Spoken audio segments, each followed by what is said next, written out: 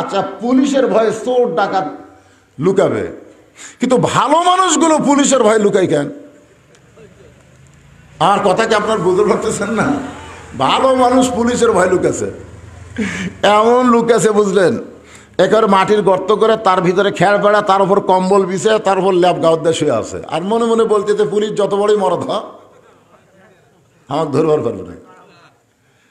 ইতিমধ্যে আল্লাহ আজরাইলকে পুলিশের পোশাক পরে পাঠিয়ে দিছে, যা তো। আজরাইল পুলিশের পোশাক পরে এসে বলতেছে, কারে ভাই খবর কি? লাভ ধরে এই জায়গা তো খোঁজকে দিল। তখন বলে, ভাই আমি তো পুলিশ না রে, আমি হলাম আজরাইল। ও তখন কান দেয়ার কয়, ভাই পুলিশ ধরার চিন্তায় আজরাইল যে ধরবে এটা আমার মনই নেই। পুলিশ ধরা এটা হলো বাতিল, আর আজরাইল ধরা হলো হক। আমার কথা কি বুঝলেন? আজরাইল যে আমাদেরকে ধরবে এ ব্যাপারে কোনো মিথ্যা পুলিশ নাও ধরতে পারে, কথা কন, পুলিশ নাও ধরতে পারে, কিন্তু আজরাইল যে ধরবে এটা কি মিথ্যা না সত্য? সবাই কথা কয় না। যারা জুয়ান তাগড়া আছে মনে করতেছে আমার দাদা বেঁচে, আরে তোর দাদা থাকার পর দাদা থাক, প্রতিদিন তোমার হায়াতকে অতিক্রম করে মৃত্যুর দিকে তুমি হাঁটতেছো, জোরে কোন কথা ঠিক কিনা? তাহলে আমাদের সবাইকে যে আজরাইল ধরবে এই ব্যাপারে কোনো সন্দেহ আছে?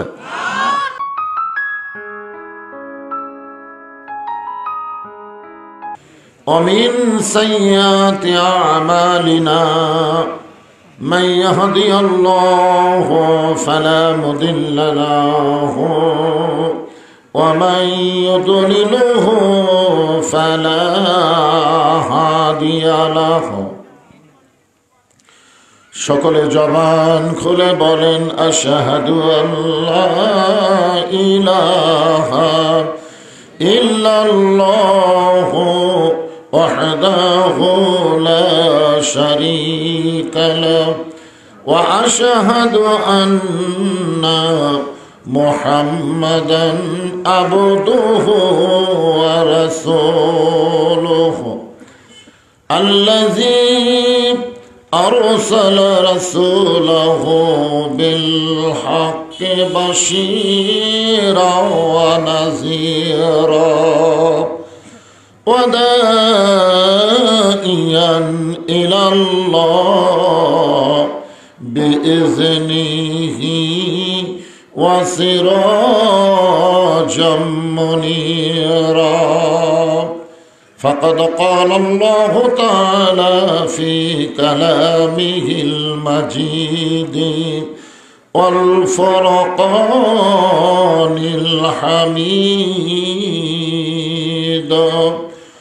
জবান খুলে সকলে পড়েন, আউযু বিল্লাহি মিনাশ শাইতানির রাজিম। বিসমিল্লাহির রহমানির রহিম। ইন্নাল্লাহা ওয়া মালাইকাতাহু ইউসাল্লুনা আলান নবী ইয়া আইয়ুহাল্লাযীনা আমানু সাল্লু আলাইহি ওয়া সাল্লিমু তাসলিমা। আল্লাহুম্মা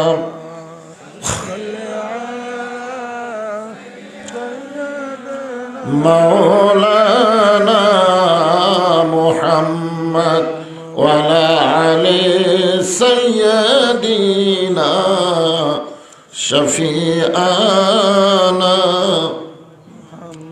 তোর পাহাড়ের ধুলি লাগিয়া মুসা নবীর সম্মান বেড়ে যায়।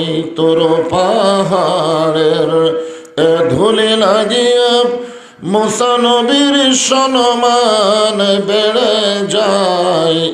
নূর নবীজির জুতার ধুলাই, দয়ার নবীজির জুতার ধুলাই আল্লাহর আরশ ধন্য হয়। আল্লাহুম্মা সাল্লি আলা সাইয়্যিদিনা মাওলানা মুহাম্মদ ওয়া আলা আলি সাইয়্যিদিনা শাফিআনা মশরিকি হুব্বে মুহাম্মদ। সকলে বলি সাল্লাল্লাহু আলাইহি ওয়াসাল্লাম।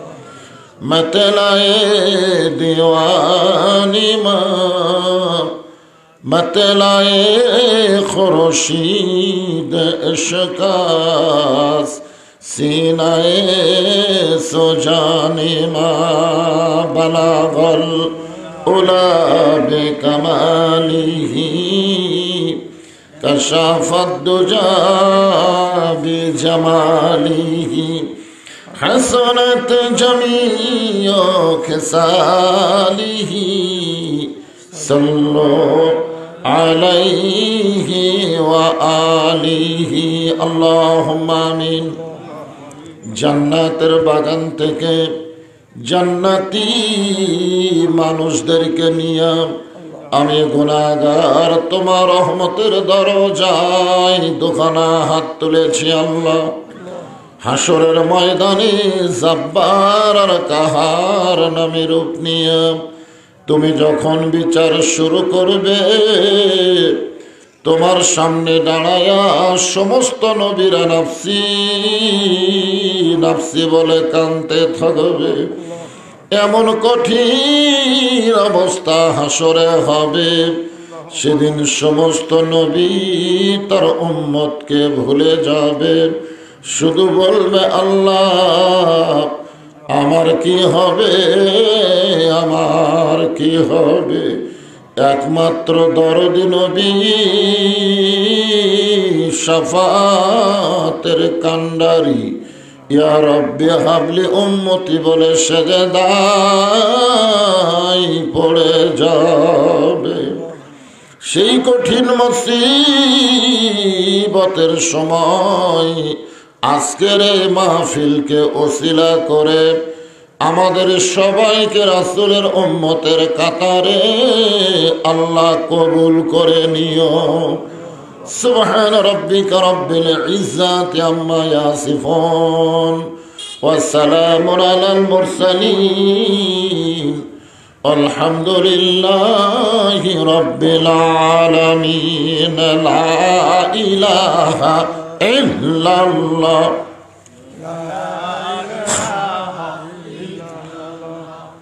লা ইলাহা ইল্লাল্লাহ। এই পৃথিবীতে যখন কোনো ইবাদত আল্লাহ প্রথম বান্দার জন্যই পাঠাইলেন, সেই ইবাদতের নাম হলো জিকির।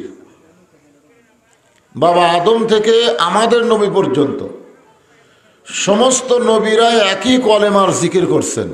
সে কলেমা কি? লা ইলাহা ইল্লাল্লাহ। আল্লাহ রাসূল বলেন আফজালু জিকির লা ইলাহা ইল্লাল্লাহ। যত জিকির আছে সবচাইতে উত্তম জিকির হচ্ছে এই জিকির লা ইলাহা ইল্লাল্লাহ। আল্লাহ রাসূল বলেছেন কোন ব্যক্তি সারা জীবন যদি পাপ করে আর মৃত্যুর সময় এই জিকির করতে করতে যদি মারা যায়, শুধু জিকির করার খাতিরে আল্লাহ তার জীবনের সমস্ত গুনাহ মাফ করে দেয়। সেই জিকির করতে আপনাদের আপত্তি আছে?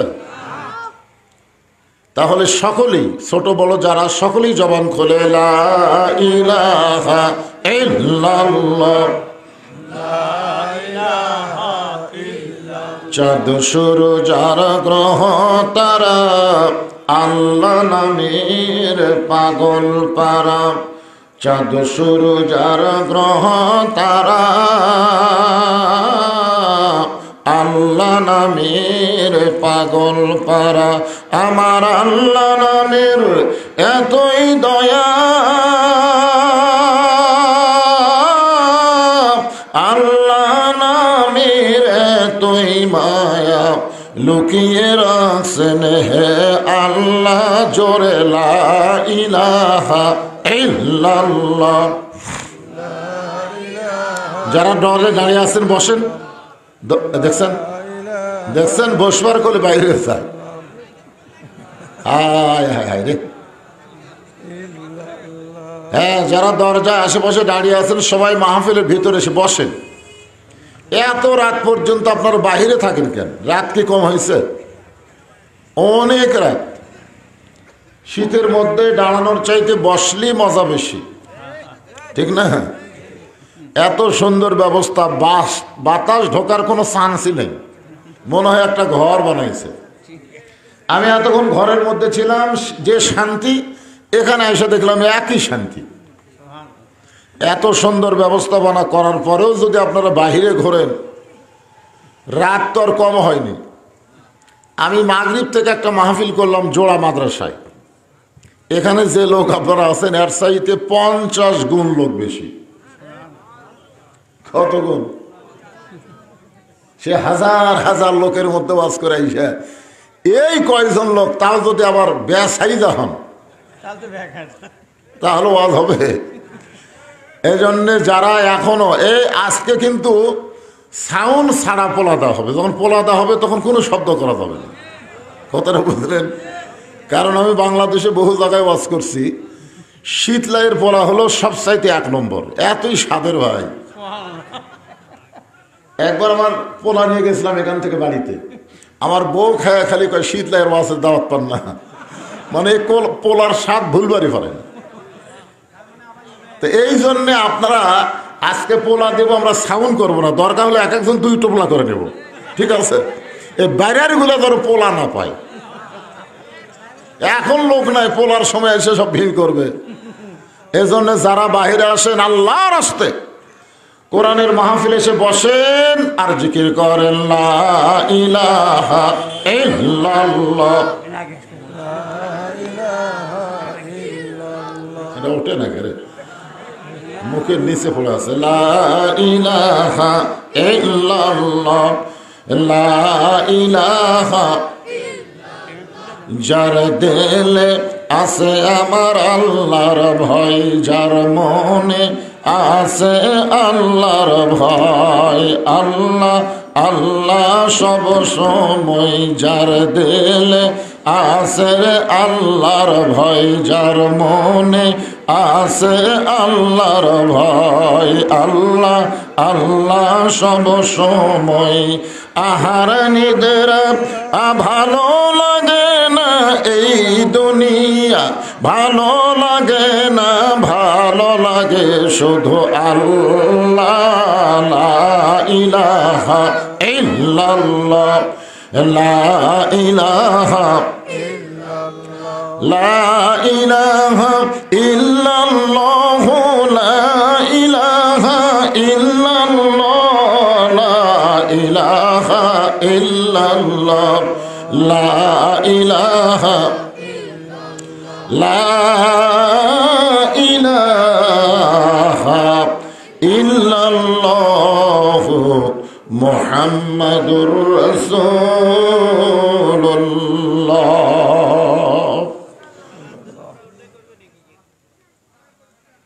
যে রাসূলের মহব্বতে সবাই জবান খুলে বলেন সাল্লাল্লাহু আলাইহি ওয়াসাল্লাম। শীতলাই মসজিদ, মাজার এবং মক্তব এর উদ্যোগে আজকের এই তাফসিরুল কোরআন মাহফিলে আল্লাহ তাআলা যেনাকে সম্মানিত সভাপতির আসনে কবুল করেছেন, এই মসজিদেরই সম্মানিত পেশ ইমাম আমার ভাগিনা, অত্যন্ত মহব্বতের। আমরা দীর্ঘদিন একসঙ্গে ছিলাম, ঠিক কিনা বলেন? হাফেজ মাওলানা মোহাম্মদ রমজান আলী। আমি কোনোদিনও কল্পনা করি নাই যে আমি মাহফিলের প্রধান বক্তা হব আর আমার ভাগনা হবে সভাপতি। এটা আমার কল্পনা ছিল না। আজকে দেখলাম এটা হলো সবকিছু কার দান? তো ইজ্জমান তাশা, সম্মান দেওয়ার মালিককে। আজকের এই মাহফিলের সম্মানিত সভাপতিকে অন্তরের অন্তঃস্থল থেকে আমি শুভেচ্ছা জ্ঞাপন করছি।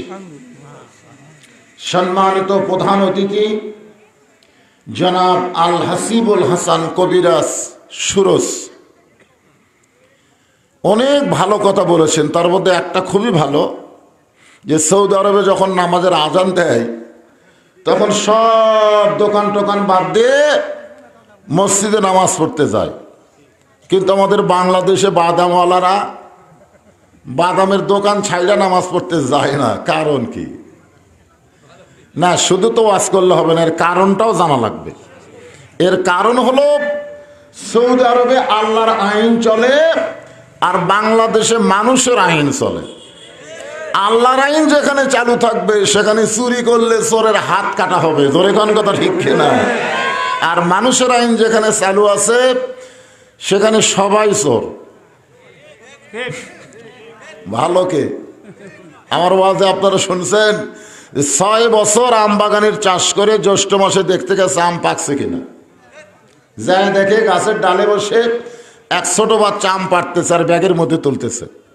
বাগানের মালিক কয়, আমি খাইনি, পরিবারের কেউ খায়নি, তুই আমার কাছে চলে আম পাড়তেছিস, তোর বাপকে গিয়ে বিচার দেব। ছেলে খালি মুচকি মুচকি হাসে। বাগানের মালিক বলে, হাসিস কেন? বলে, আমার আজকে আমাদের বাংলাদেশ চোরের সাম্রাজ্য হয়ে গেছে। জোরে তার কথা ঠিক কিনা? সবাই চোর। আর সেই চোরের দেশে দোকান থেকে নামাজ পড়বি, জুতা পর্যন্ত মসজিদের মধ্যে নিয়ে যাওয়া লাগতেছে। জোরে কথা ঠিক কিনা? সৌদি আরবে দৃষ্টান্ত দেওয়া যায়, কিন্তু সৌদি আরবের আইন। আজকের মাহফিলের বরেণ্য অতিথি জনাব আলহাজ আব্দুল মান্নান মেয়র সাহেব মনে হয় আসেনি, আসছিল, আচ্ছা ঠিক আছে।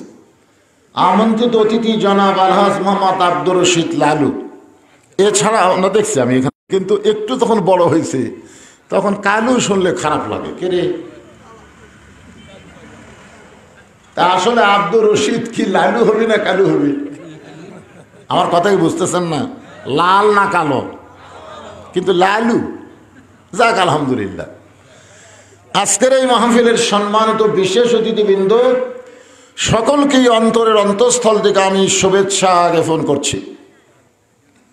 সম্মানিত ওলামায়ে কেরাম, যে সমস্ত আলেমেরা মাগরিবের নামাজের পর থেকে রাত্রি 10টা পার পর্যন্ত কোরআন হাদিসের আলোকে অত্যন্ত গুরুত্বপূর্ণ আলোচনা করলেন, বিশেষ করে আমার ছোট ভাই কাহালু ফাজিল মাদ্রাসার সম্মানিত অধ্যাপক মৌলানা আবুল কালাম আজাদ সাহেব অত্যন্ত গুরুত্বপূর্ণ আলোচনা করেছেন। আলেম ওলামা বক্তা সহ আমার সামনে যারা বসে আছেন, এই শীতের কঠিন তীব্রতা উপেক্ষা করে আরামের বাড়ি, আরামের ঘুম, বিশেষ করে ল্যাপ তোষকের মহব্বত এই সময় খুব বেশি, ঠিক কিনা বলেন? এগুলোর মহব্বত কলিজা থেকে বের করে আলোচনা শুনতেছেন, তাদেরকে শ্রদ্ধা জ্ঞাপন করে এই মুহূর্তে জানতে চাচ্ছি আপনারা সকলে কেমন আছেন? আলহামদুলিল্লাহ রব্বিল আলামিন। যে আল্লাহ শারীরিক সুস্থতা দান করে মানসিক প্রশান্তি লাভের জন্য আজকের এই জান্নাতের বাগানে কবুল করেছেন, খুশি না বেজার? তাহলে জবান করে সকলেই বলবো, রব্বানা লাকাল হামদ হামদান কাসীরান তাইয়িবান মুবারাকান ফিহি। আমরা আল্লাহর প্রশংসা করলাম এই কারণেই, দুনিয়াতে যারই প্রশংসা করেন তার লাভ, যার প্রশংসা করবেন তারই লাভ। আপনারা বক্তার প্রশংসা করেন, বক্তার দাওয়াত বেড়ে যাবে, পারবে না? নেতার প্রশংসা করেন, সামনে ইলেকশনে নেতা ভোট বেশি পাবে। ডাক্তারের প্রশংসা করেন, রুগী বেড়ে যাবে। কিন্তু আল্লাহর প্রশংসা করেন, আল্লাহর কোনোই লাভ নেই, কোনো লাভ নাই। আমরা এমন একজন আল্লাহ পাইছি যার প্রশংসা করলেও লাভ নাই, না করলেও ক্ষতি নাই। আল্লাহ আল্লাহ, জোরে কোন কথা ঠিক কিনা? কিন্তু যারা আমরা প্রশংসা করলাম তাদের প্রতি আল্লাহ এত খুশি হলো, প্রশংসা করার সঙ্গে সঙ্গে আসমান এবং জমিনের ফাঁকা জায়গাটা আল্লাহ নেকি দিয়ে পরিপূর্ণ করে দিল। এই তো, এ কি কইলেন? সুবহানাল্লাহ বলার সঙ্গে সঙ্গে আল্লাহ এত খুশি হয়ে গেল। আপনি বসে আছেন শীতলার মাহফিলে, আর আপনার নামে আল্লাহ জান্নাতে একটা গাছ লাগাই দিল। আবার সুবহানাল্লাহ, আবার একটা গাছ হলো। সেই কি ইউক্যালিপটাসের গাছ নাকি? খালি লম্বা হবে, ডাল ফলা নাই। অল্প জায়গার মধ্যে বেশি গাছ লাগান, ইউক্যালিপটাস, কোনো লাভ নাই। ওই জমির যা আছে সব খাইয়া উনি বড় হয়। জোরে কোন কথা ঠিক কিনা? কিন্তু আল্লাহ তাআলা সুবহানাল্লাহ বলার কারণে এমন একটা ফলবান বৃক্ষ দান করবে, যে বৃক্ষের ছায়া অতিক্রম করতে একটা তাজা ঘোড়া 500 বছর দৌড়ান লাগবে। তাহলে এত বড় বড় গাছ আপনার নামে আল্লাহ লাগাচ্ছে, তাহলে জান্নাত না কত বড়? আল্লাহ রাসূল বলেছেন, জাহান্নাম খাটার পরে, একেবারে দোজখ খাটিয়া জাহান্নাম খাটিয়া কয়লা হইয়া একটা নদীতে গোসল করার পরে তাকে আবার সুন্দর আকৃতি দেওয়া হবে। ওই আকৃতি দেওয়ার পরে যে জান্নাত দিবে, সেই জান্নাত পৃথিবীর চাইতে 9 গুণ বড় হবে। ধরে কোন সুবহানাল্লাহ। তাহলে বেশি গাছ হলে কি সমস্যা আছে? আলহামদুলিল্লাহ। আমরা আল্লাহর প্রশংসার সাথে সাথে আল্লাহ ভাগ্য গুণে আমাদেরকে এমন একটা নবী দিয়েছেন। এই মাসটা হচ্ছে রজব মাস। এই মাস চাঁদ ওঠার সাথে সাথে রাসূল একটা দোয়া করতেন, আল্লাহুম্মা বারিক লানা ফি রজাবা ওয়া শাবান ওয়া বাল্লিগনা রমাদান। আমরা কিন্তু রজব চাঁদ পেয়ে গেছি, প্রায় শেষের দিকে যাচ্ছে, ঠিক কিনা বলেন? আল্লাহ রাসূল বলেন, রজব এবং শাবানে আল্লাহ তুমি আমাকে বরকত দান করো, রমজান পর্যন্ত আমার হায়াতকে বাড়ায়া দাও। আপনাদের কাছে রমজান মাস কেমন লাগে? মাশাআল্লাহ। অনেকের কাছে রমজান মাস একটা গজবের মাস, ফুরাবার চায় না। কিন্তু মুমিন মুসলমান যারা হবে, রমজান মাস তাদের জন্য আল্লাহ রহমত, মাগফিরাত, নাজাতের মাস হিসেবে দান করে দেয়। যরিকান সুবহানাল্লাহ। আমরা সবাইকে আজকে দোয়া করতে পারি যে আল্লাহ রমজান পর্যন্ত আমাদের হায়াতকে বাড়ায় দাও। আমরা যদিও মরি, রোজার পরে যেন মরি, রোজার আগে যেন না মরি। হায়াতের মালিককে এই দোয়াটা আল্লাহর কাছে রাসূল বেশি বেশি করতেন। এই রজব মাসে আল্লাহ তাআলা আমাদের নবীকে দুনিয়া থেকে আল্লাহর আরশে নিয়ে গেছিলেন। কোথায় গেছিল? আরশে নিয়ে গেছিলেন। আল্লাহ কিন্তু নিচে নাই, আল্লাহ আছে উপরে। এই নবীর মেরাজ এটাই প্রমাণ করে যে আল্লাহ সব জায়গাত নাই। অনেকে আমরা বলি না আল্লাহ আছে সব জায়গায়, আল্লাহর ক্ষমতা আছে সব জায়গায়, কিন্তু আল্লাহর থাকার একটা নির্দিষ্ট জায়গা আছে বলেই নবীকে আল্লাহ সেখানে নিয়ে গেছিল। তোর এখন ঠিক কিনা? সেই জায়গার নাম কি? মানিস্তাওয়া আলাল আরশ। আল্লাহ আরশে অধিষ্ঠিত। সেই আরশে আমাদের নবীকে আল্লাহ নিয়ে গেছিলেন। আমি এখানে ওয়াজ শুরুর আগে একটা কথা বললাম, কি? মুসা নবী যখন আল্লাহর সঙ্গে তুর পর্বতে কথা বলতে যাচ্ছেন, তখন মুসা নবীর পায়ে জুতা ছিল। যখন কি ছিল? তা আল্লাহ বললেন, মুসা আমার সঙ্গে কথা বলবে, জুতা খোলো। মানে আল্লাহর সঙ্গে কথা বলতে মুসা নবীর পায়ের জুতা আল্লাহ পছন্দ করেনি। আর নবীকে যখন আল্লাহ নিয়ে যাচ্ছেন আরশে, ওই মুসা নবীর কথা মনে করে নবী জুতা কেবল খুলবার চায়। আল্লাহ ডাক দিয়ে বলেন, হাবিব আপনি জুতা খুলবেন না, আপনার জুতার পরশে আমার আরশ ধন্য হয়ে যায়। সুবহানাল্লাহ। আমরা সেই নবীর উম্মত, যেই নবী আল্লাহ জান্নাত দেখার সুযোগ করে দিয়েছিলেন। আমাদের নবী কিন্তু জান্নাত দেখছেন। ফেরেশতা জিবরাইল বলে, হুজুর যদি আপনি জান্নাত থেকে বের না হন, আল্লাহ আপনাকে বের করে দিবে না। কারণ জান্নাতের শর্ত কি? ফাদখুলুহা খালিদিন। কেউ যদি একবার জান্নাতে প্রবেশ করে, চিরস্থায়ীভাবে আল্লাহ তাকে জান্নাত দিয়ে দিবে। আপনি জান্নাত থেকে যদি বের না হন, আল্লাহ আপনাকে জান্নাত থেকে বের করে দিবে না। সঙ্গে সঙ্গে নবী বলে, জিবরাইল আমি নবী আমার জন্য নয়, আমি নবী হলাম আমার উম্মতের জন্যে। আমি এমন নবী একলা এসে জান্নাতুত বসে থাকবো আর আমার উম্মতেরা দুনিয়াতে পাপ কাজ করে জাহান্নামী হবে, সেই নবী আমি না। আল্লাহ যদি আমাকে বলতো জান্নাতে থাকার জন্য ঢোকেন, আমি জান্নাতে ঢুকতামই না। খালি দেখার জন্য ঢুকতে বলছে, আমার উম্মতের জন্য আল্লাহ কেমন জান্নাত বানাছে সেটা দেখার জন্য ঢুকছি, আমার জন্য ঢুকছি। তো জিবরাইল বলে, হুজুর তাহলে আপনি জান্নাতে থাকবেন না? রাসূল বলেন, আমি সেই দিন জান্নাতে থাকার জন্য ঢুকবো যেদিন আমার সমস্ত উম্মতেরা জান্নাতি হবে।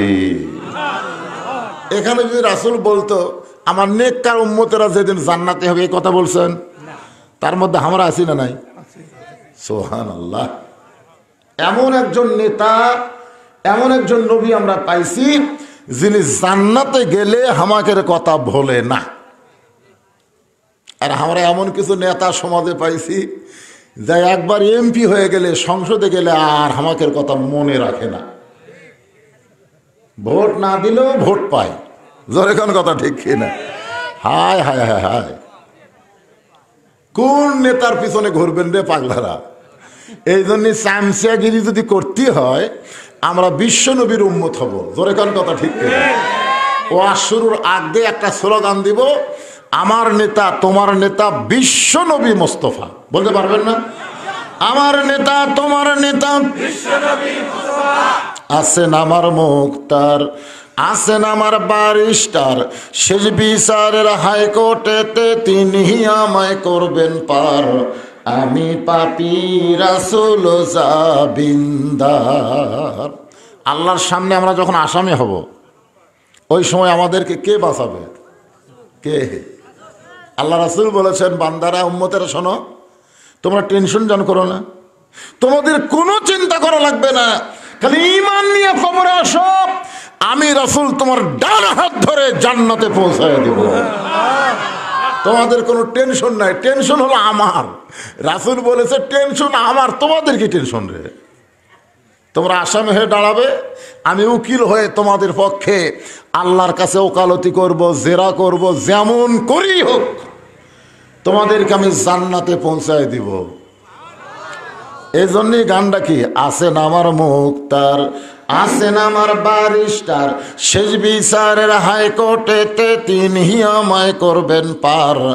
আমি পাপী রাসূল জাবিন্দার। এমন নবীর উম্মত হওয়াতে খুশি না বেজার? তাহলে আর একবার বলি আলহামদুলিল্লাহ। এ বাবা, 10 হাত খাড়ায় থাকা চলবে না সোনার সানেরা, হয় বসবে না হয় আউট। বসো, এদিকে বসো।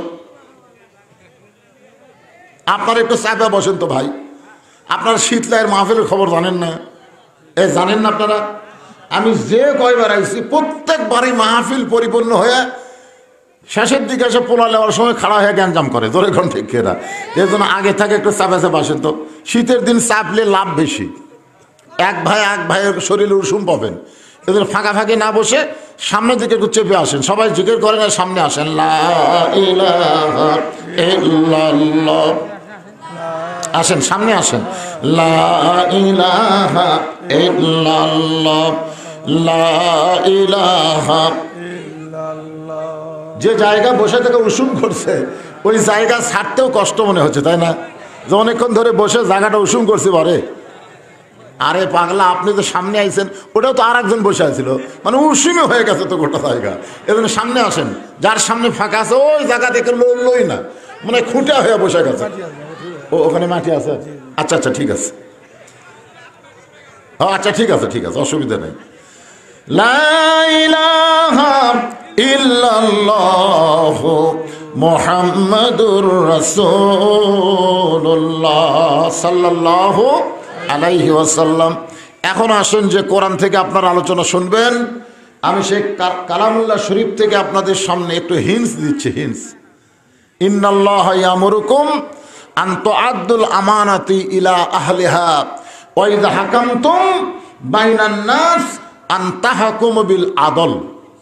আল্লাহ কোরআন কারিমে বলেছেন, এই যে কোরআনের আলোচনা তোমরা শুনতেছো, এই কোরআনকে যদি তোমরা বিজয় করতে পারো, ধরে কোন কি কোরআন বিজয়ের আন্দোলন করা লাগবে। খালি কোরআনের ওয়াজ শুনলে হবে না।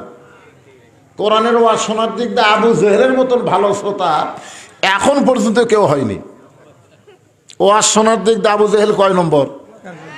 রাসূল কোরআন পড়েছে, আবু জেহেল সারা রাত ডাঁড়িয়া ডাঁড়িয়া শুনিছে, ডাঁড়িয়া ডাঁড়িয়া, বসার চান্স হয়নি। সকালবেলাতে গল্প করছে, এত সুন্দর কোরআনের বাণী, রাতটা কোন দিক দিয়ে গেলে আমি বুঝবারই পারিনি। দেখছেন? তাহলে কোরআনের পক্ষে বলতেছে না বিপক্ষে? এত সুন্দর কোরআনের বাণী, রাতটা কোন দিক দিয়ে গেল বুঝবারই পারিনি। তা আবু সুফিয়ান বলে, নেতা, যে কোরআন শুনতে রাত কোন দিক দিয়ে গেল বোঝা যায় না, সেই কোরআনকে গ্রহণ করলে অসুবিধা কি? শুনলেই যদি এত ভালো লাগে তাহলে সেটা ধরলে লিসেন করে দিন। হ্যাঁ, এইভাবে একবার ধরে খালি বুকর ঠেকান। কাবা ঘর ছুঁয়ে কোনো লাভ হবে না। আল্লাহর কোরআন স্পর্শ করলে কোরআনের উসিলে আল্লাহ তাকে হেদায়েত দিয়ে দিবে। জোরে করে সুবহানাল্লাহ। আবু জেলেরও তো কাবা ঘর তাওয়াফ করছে ন্যাংটা হইয়া। জোরে কোন কি হইয়া? রাসূল যখন মক্কা বিজয় করলো, কাবা ঘরের দরজা খুলে দেখে 360টা মূর্তি। ওমর ফারুক কয়, সি সি সি, আল্লাহর ঘরের মধ্যে মূর্তি। রাসূল বলেন, সি সি করো না। আল্লাহর ঘরের আশেপাশে যদি মুসলমান না থাকে, কাফের বেঈমান মূর্তি ঢুকাবে। শীতলাই মসজিদের আশেপাশে যদি মুসল্লি না থাকে, তাহলে গোটা মসজিদ ধুলাই ভরে যাবে। জোরে কোন কথা ঠিক না? আক্কেলপুরে এক মসজিদে আসরের নামাজ পড়বার ঢুকে দেখি গোটা মসজিদে ধুলে, টাইসে এরকম লোকদের দেখে ধুলে। কে পারে? মঞ্জিন সব ধুলে খেন, কে আজান দিয়ে আকামত দিয়ে, হুজুর কেউ আসে না। তো খামাকা ঝাড় দেখি করবো, গামছার 2 বাড়ি মারি, আমি একলা নামাজ পড়ি।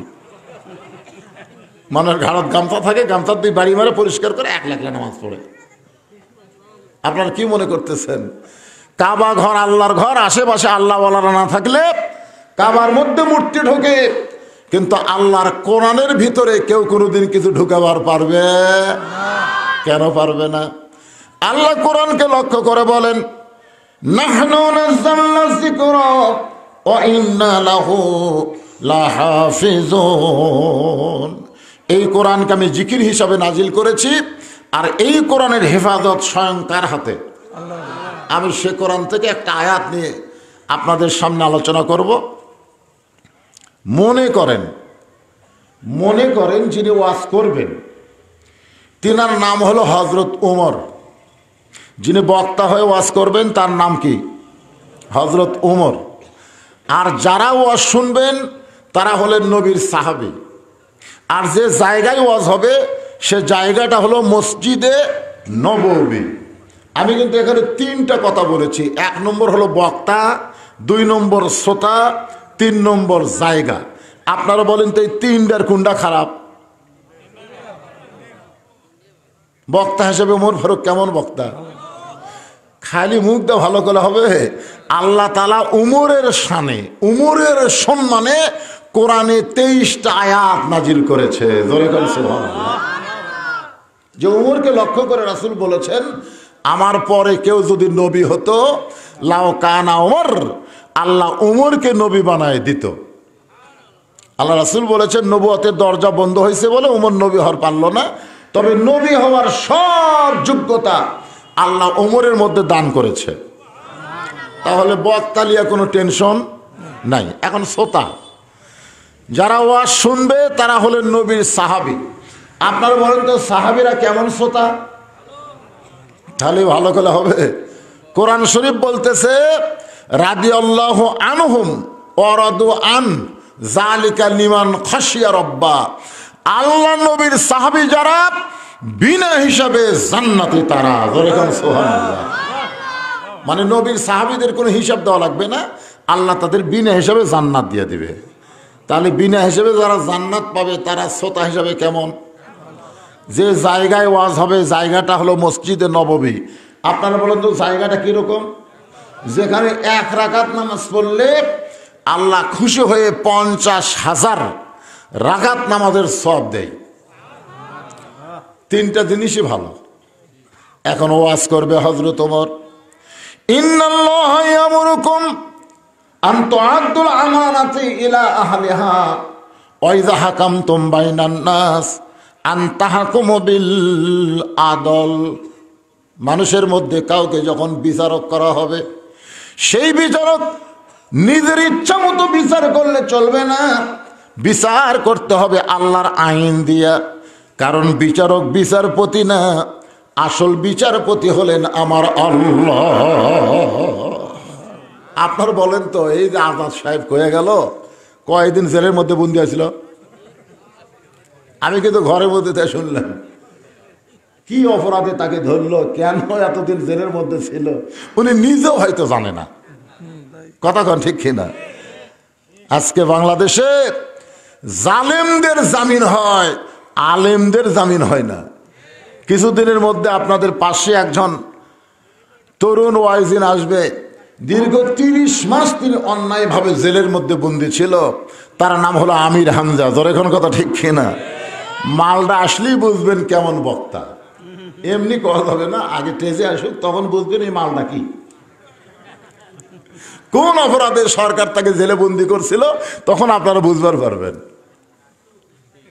আসবে না? হ্যাঁ, ইনশাআল্লাহ 11ই ফেব্রুয়ারি দিনের বেলায় মাহফিল।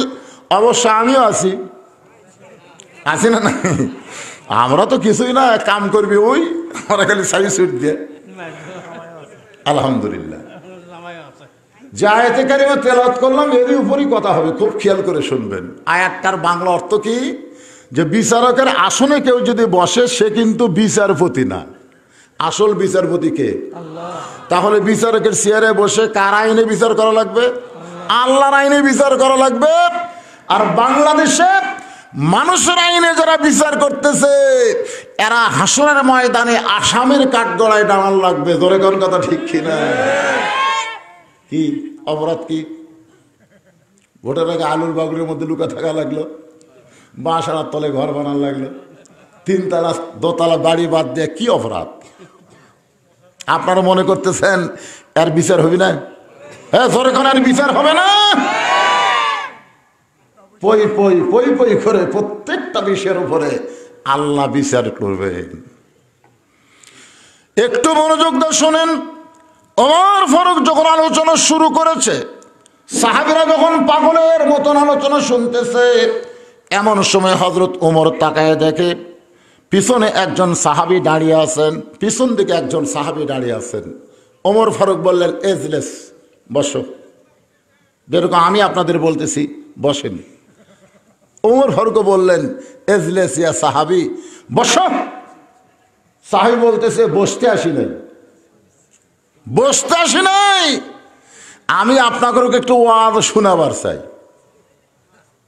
ওমর ফারুক ওয়াজ করতেছে, আমি বসবার আসিনি হুজুর, আমি একটু আপনাকে ওয়াজ শোনাবো। সমস্ত সাহাবীরা খেপে গেলেন, কেরে পাগল, ওমর ফারুকের মতন বক্তা যেখানে ওয়াজ করে, তখন পিছনে থাকা একজন সাধারণ সাহাবীর ওয়াজ শোনার মন মানসিকতা তো আমাদের নাই। মানুষ যাই বলুক, কিয়ামত পর্যন্ত বাংলার জমিনে আল্লামা সাইদি হুজুরের মতন বক্তা হবে? যাই বলুক, আমরা যারা বক্তা আমরা তো জানি 1 থেকে মানুষ 100 পর্যন্ত গুনবার পারে। 1 থেকে মানুষ কোন পর্যন্ত গনে? 100 পর্যন্ত গনে। আল্লামা সাইদি 100 পর্যন্ত পৌঁছে গেছে, আর আমরা কেবল 6-7-এর মধ্যে আছি। আমি কেবল 6-7-এর মধ্যে আছি। 38 বছর ওয়াজ দেয়, কয় 7-এর মধ্যে? আর উনি কোথায়? 100। কিয়ামত পর্যন্ত বাংলার জমিনে এমন তাফসীর কারক, এমন মুফাসসির, এমন বক্তা আর তৈরি হবে না। কাজী নজরুল ইসলাম চলে গেছে, ওই কবি আর বাংলার জমিনে তৈরি হবে না। জোরে কর কথা ঠিক কিনা? অথচ তার অবস্থা কি? আমরা গানের মধ্যে বলি, আল্লামা সাইদি তুমি মরনি, শহীদ হয়েছ আমরা এটাই জানি। আপনাদের কি মনে হয় মরে গেছে? মরেনি। মরে যাওয়া মানে ফুরে যাওয়া। মরে গেলে যদি মারাই যাবে, গোটা পৃথিবীতে প্রায় 10,000-এর মতন তার জানাজা হচ্ছে 10,000। এমন কোনো মুসলিম কান্ট্রি নাই যেই দেশে হুজুরের জানাজা হয়নি। বাংলাদেশে এমন কোন উপজেলা নাই যেখানে হুজুরের জানাজা হয়নি। জেলের মধ্যে তার মৃত্যু হয়নি, হাসপাতালের মধ্যে। জনগণ বুঝবার পারছে আসল ঘটনা কি, জনগণ ঠিক কিনা? সেই সাইদে হুজুর যখন ওয়াজ করবে, আমার মতন বক্তা যদি ওয়াজ করবার চায়, হুজুর আপনার ওয়াজ শোনার টাইম নাই, তখন জনগণ কি খুশি হবে না রাগ করবে? সমস্ত জনগণ যখন, সাহাবীরা যখন খেপে যায়, এমন সময় ওমর ফারুক এরকম জোরহাত করে বললেন, সাহাবীরা রে, তোমরা সবাই জবানকে বন্ধ করো। ওই ব্যক্তি যখন ওয়াজ করতে চায়, আমি উমরের ওয়াজ শুনতে কোনো আপত্তি, কারণ কথা বলার স্বাধীনতা আছে না নাই? আচ্ছা বাবা কি ওয়াজ করবে, আসো তোমরা মাঝখান দিয়ে একটু রাস্তা করে দাও। ওই সাহাবী যখন ওমর ফারুকের কাছে আসলেন, ওমর ফারুক নিচে গিয়ে বসলেন আর তার জন্য চেয়ার ছেড়ে দিলেন। বেদুইন সাহাবী বলতেছে, আমিরুল মুমিনিন, আমি বেয়াদব হলো এত বড় বেয়াদব না, আপনার ওয়াজ বন্ধ করে আমি ওয়াজ করতেছি, এটা বেয়াদবি, কিন্তু তাই বলে আপনার চেয়ারে আমি বসে ওয়াজ করবো, এত বড় বেয়াদব আমি না। আতিউল্লাহ ওয়া আতিউর রাসূল ওয়া উলিল আমরি মিনকুম, আল্লাহ কোরআনে বলেছে আল্লাহর আনুগত্য করো, নবীর অনুসরণ করো, তোমাদের আমিরকে তোমরা মানো। আপনি হলেন আমাদের আমির। আপনি চেয়ারে বসে থাকেন, আমি দাঁড়িয়ে মাত্র 3টা ওয়াজ করব। ধরে কোন কয়টা? 1 নম্বর ওয়াজ হলো ইন্নী উহিব্বুল ফিতনা, আমি ফিতনাকে মহব্বত করি। 2 নম্বর ওয়াজ হলো ইকরাহুল হক, আমি হককে পছন্দ করি না। 3 নম্বর ওয়াজ হলো আশহাদু মালাম আরা, আমি না দেখা জিনিসের সাক্ষী মারি। আপনার বলেন তো এই 3টা ওয়াজ ভালো না খারাপ? অত্যন্ত খারাপ। কারণ 1 নম্বর ওয়াজ করতেছে ইন্নী উহিব্বুল ফিতনা, আমি ফিতনাকে মহব্বত করি। আল্লাহ রাসূল বলেছেন আল ফিতনা তো আশাদ্দু মিনাল কতল, ফিতনা হলো কতলের চাইতে মারাত্মক গুনাহ।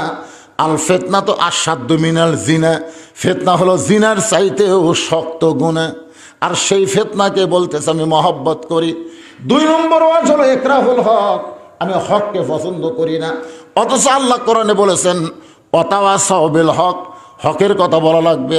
আল্লাহ বলেছেন কুল জাল হক ও জাহাকাল বাতিল ইন্নাল বাতিলা কানা যাহুকা, জীবন যাবে কিন্তু হক বাদ দিয়া বাতিলের সঙ্গে আপোষ করা যাবে না। দরকার হলে জীবন দিব কিন্তু বাতিলের সঙ্গে আপোষ করব। যারা না বলতেছেন না তারা ঠেলা বুঝবেন। দরকার হলে জীবন দেবো, দরকার কি দিব, কিন্তু বাতিলের সঙ্গে আপোষ করা যাবে? বর্তমানে আমরা কার সাথে আপোষ করছি? আচ্ছা পুলিশের ভয়ে চোর ডাকাত লুকাবে, কিন্তু ভালো মানুষগুলো পুলিশের ভয়ে লুকাই কেন? আমার কথা কি আপনার বুঝতে পারতেছেন না? ভালো মানুষ পুলিশের ভয় লুকাছে, এমন লুকাছে বুঝলেন, একেবারে মাটির গর্ত করে তার ভিতরে খেয়ার পেড়া, তার উপর কম্বল বিছে, তার উপর ল্যাব গাউদ্দা শুয়ে আছে, আর মনে মনে বলতেছে পুলিশ যত বড়ই মরদ হ আমাকে ধরবার পারবে না। ইতিমধ্যে আল্লাহ আজরাইলকে পুলিশের পোশাক পরে পাঠিয়ে দিছে, যা তো। আজরাইল পুলিশের পোশাক পরে এসে বলতেছে কারে ভাই খবর কি? লাভ ধরে এই জায়গা তো খোঁজকে দিল। তখন বলে ভাই আমি তো পুলিশ না রে, আমি হলাম আজরাইল। ও তখন কান দেওয়ার কয় ভাই পুলিশ ধরার চিন্তায় আজরাইল যে ধরবে এটা আমার মনই নেই। পুলিশ ধরা এটা হলো বাতিল, আর আজরাইল ধরা হলো হক। আমার কথা কি বুঝলেন? আজরাইল যে আমাদেরকে ধরবে এ ব্যাপারে কোনো মিথ্যা পুলিশ নাও ধরতে পারে, কথা কন, পুলিশ নাও ধরতে পারে, কিন্তু আজরাইল যে ধরবে এটা কি মিথ্যা না সত্য? সবাই কথা কয় না। যারা জুয়ান তাগড়া আছে মনে করতেছে আমার দাদা বেঁচে, আরে তোর দাদা থাকার পর দাদা থাক, প্রতিদিন তোমার হায়াত অতিক্রম করে মৃত্যুর দিকে তুমি হাঁটতেছো, জোরে কোন কথা ঠিক কিনা? তাহলে আমাদের সবাইকে যে আজরাইল ধরবে এই ব্যাপারে কোনো সন্দেহ আছে? কখন ধরবে না? এইটা যদি একটা সময় দিত যে বজরশি তুই আরো 10 বছর ছুটে, কি মনে করতেছেন? এক পলকের নাই ভরসা, মিশে সকল আশা, কখন বুঝি দারুণ ঝড়ে ভাঙবে তোমার বাসা, মিশে মায়াই বন্দি থাইকা করলাম কত খেলা, পশ্চিমে তাকিয়া দেখো তোমার ডুইবা গেছে বেলা। যে কোনো সময় আমাদের মৃত্যু হবে, একটু মনোযোগ দিয়ে কথাগুলো খেয়াল করবেন, তাহলে হকের পক্ষে থাকবো। আর লোকটা বলতেছে আমি হককে পছন্দ করি না। 3 নম্বর আজর আসাদু মালাম, আর আমি না দেখা জিনিসের সাক্ষী মারি। আপনারা বলেন তো, না দেখা সাক্ষী দেওয়া যাবে? 69 জন্ম লিয়া 71 সাক্ষী দিচ্ছে। তো বিচারক বলতেছে ভাই তুই যে একে যুদ্ধাপরাধী বলে সাক্ষী দিচ্ছি, তোর জন্মসাল কত? তো 69। তো 69 জন্ম লিয়া 71 সাক্ষী দেশ কেমনে? কয় মায়ের কাছে শুনছি। আজকে শোনা কথাই সাক্ষী দিয়ে অনেক ভালো মানুষকে এরা আজাকার বানাচ্ছে। তোর এখন কথা ঠিক না? আমার কথা কি বুঝতে পারছে? খালি যারা হুজুর, যারা ভালো মানুষ, তারাই আজাকার। যুদ্ধের সময় আজাকারি করছে কে? ভাই সিনেমার হলে দেখবেন হুমায়ুন ফরিদি আর টিম শামসুজ্জামান, এই শালারা হলো রাজাকার। জোরে কোন কথা ঠিক কিনা? মাথাতে একটু টুপি দিয়ে হিয়া বড় একটা দাড়ি করে জনগণকে বুঝালো হুজুরাই রাজাকার।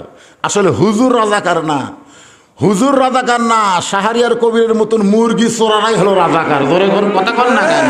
ওই শালারা হলো রাজাকার। একটু মনোযোগ দিয়ে শুনবেন। ওমর ফারুক বেদুইন সাহাবীর দিকে তাকাই বললেন, ভাইজান তুমি যে ওয়াজ 3টা করলা, এ ওয়াজ 3টা মুসলমানেরা শুনবে না, বরং ওয়াজগুলা পাল্টাও।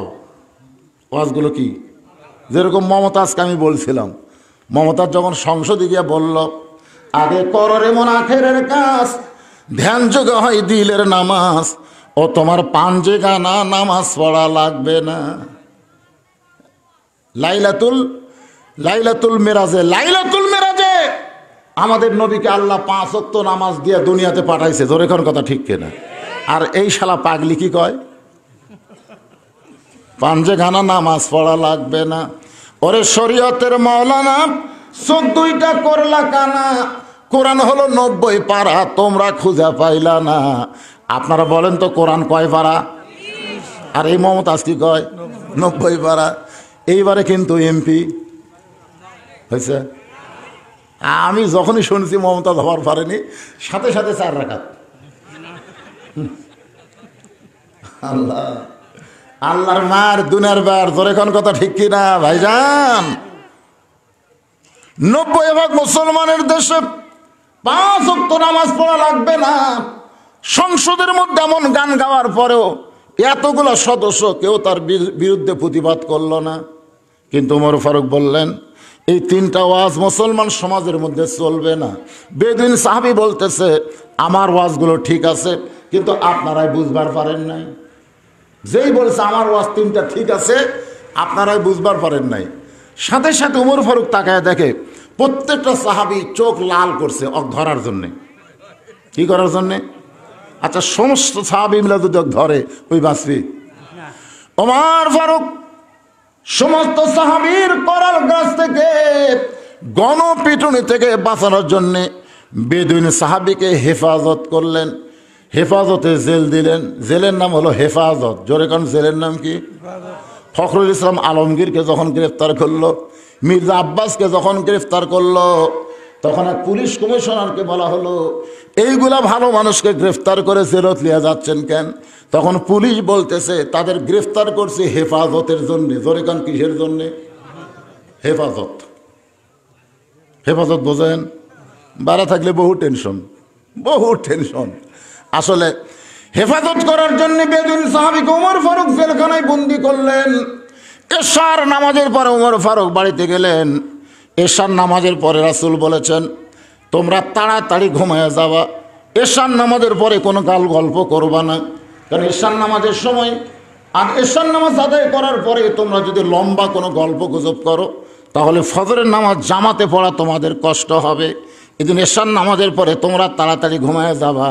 সাহাবেরা বললেন, ইয়া রাসূলুল্লাহ, ফজর থেকে জোহর লম্বা সময়, এশা থেকে ফজর লম্বা সময়, আর 3 ওয়াক্ত নামাজ তাড়াতাড়ি। আসর মাগরিব আর এশা এই 3 ওয়াক্ত কি তাড়াতাড়ি, ধরে কোন কি? কিন্তু এশা থেকে ফজর লম্বা সময়, আর ফজর থেকে জোহর লম্বা সময়। কারণ কি? আল্লাহ রাসূল বললেন ফজর থেকে জোহর লম্বা সময় দেওয়ার কারণ হলো এই সময়ের মধ্যে তোমরা খেতে খামারে কাজ কাম করবে, ব্যবসা বাণিজ্য করবে, চাকরি বাকরি করবে।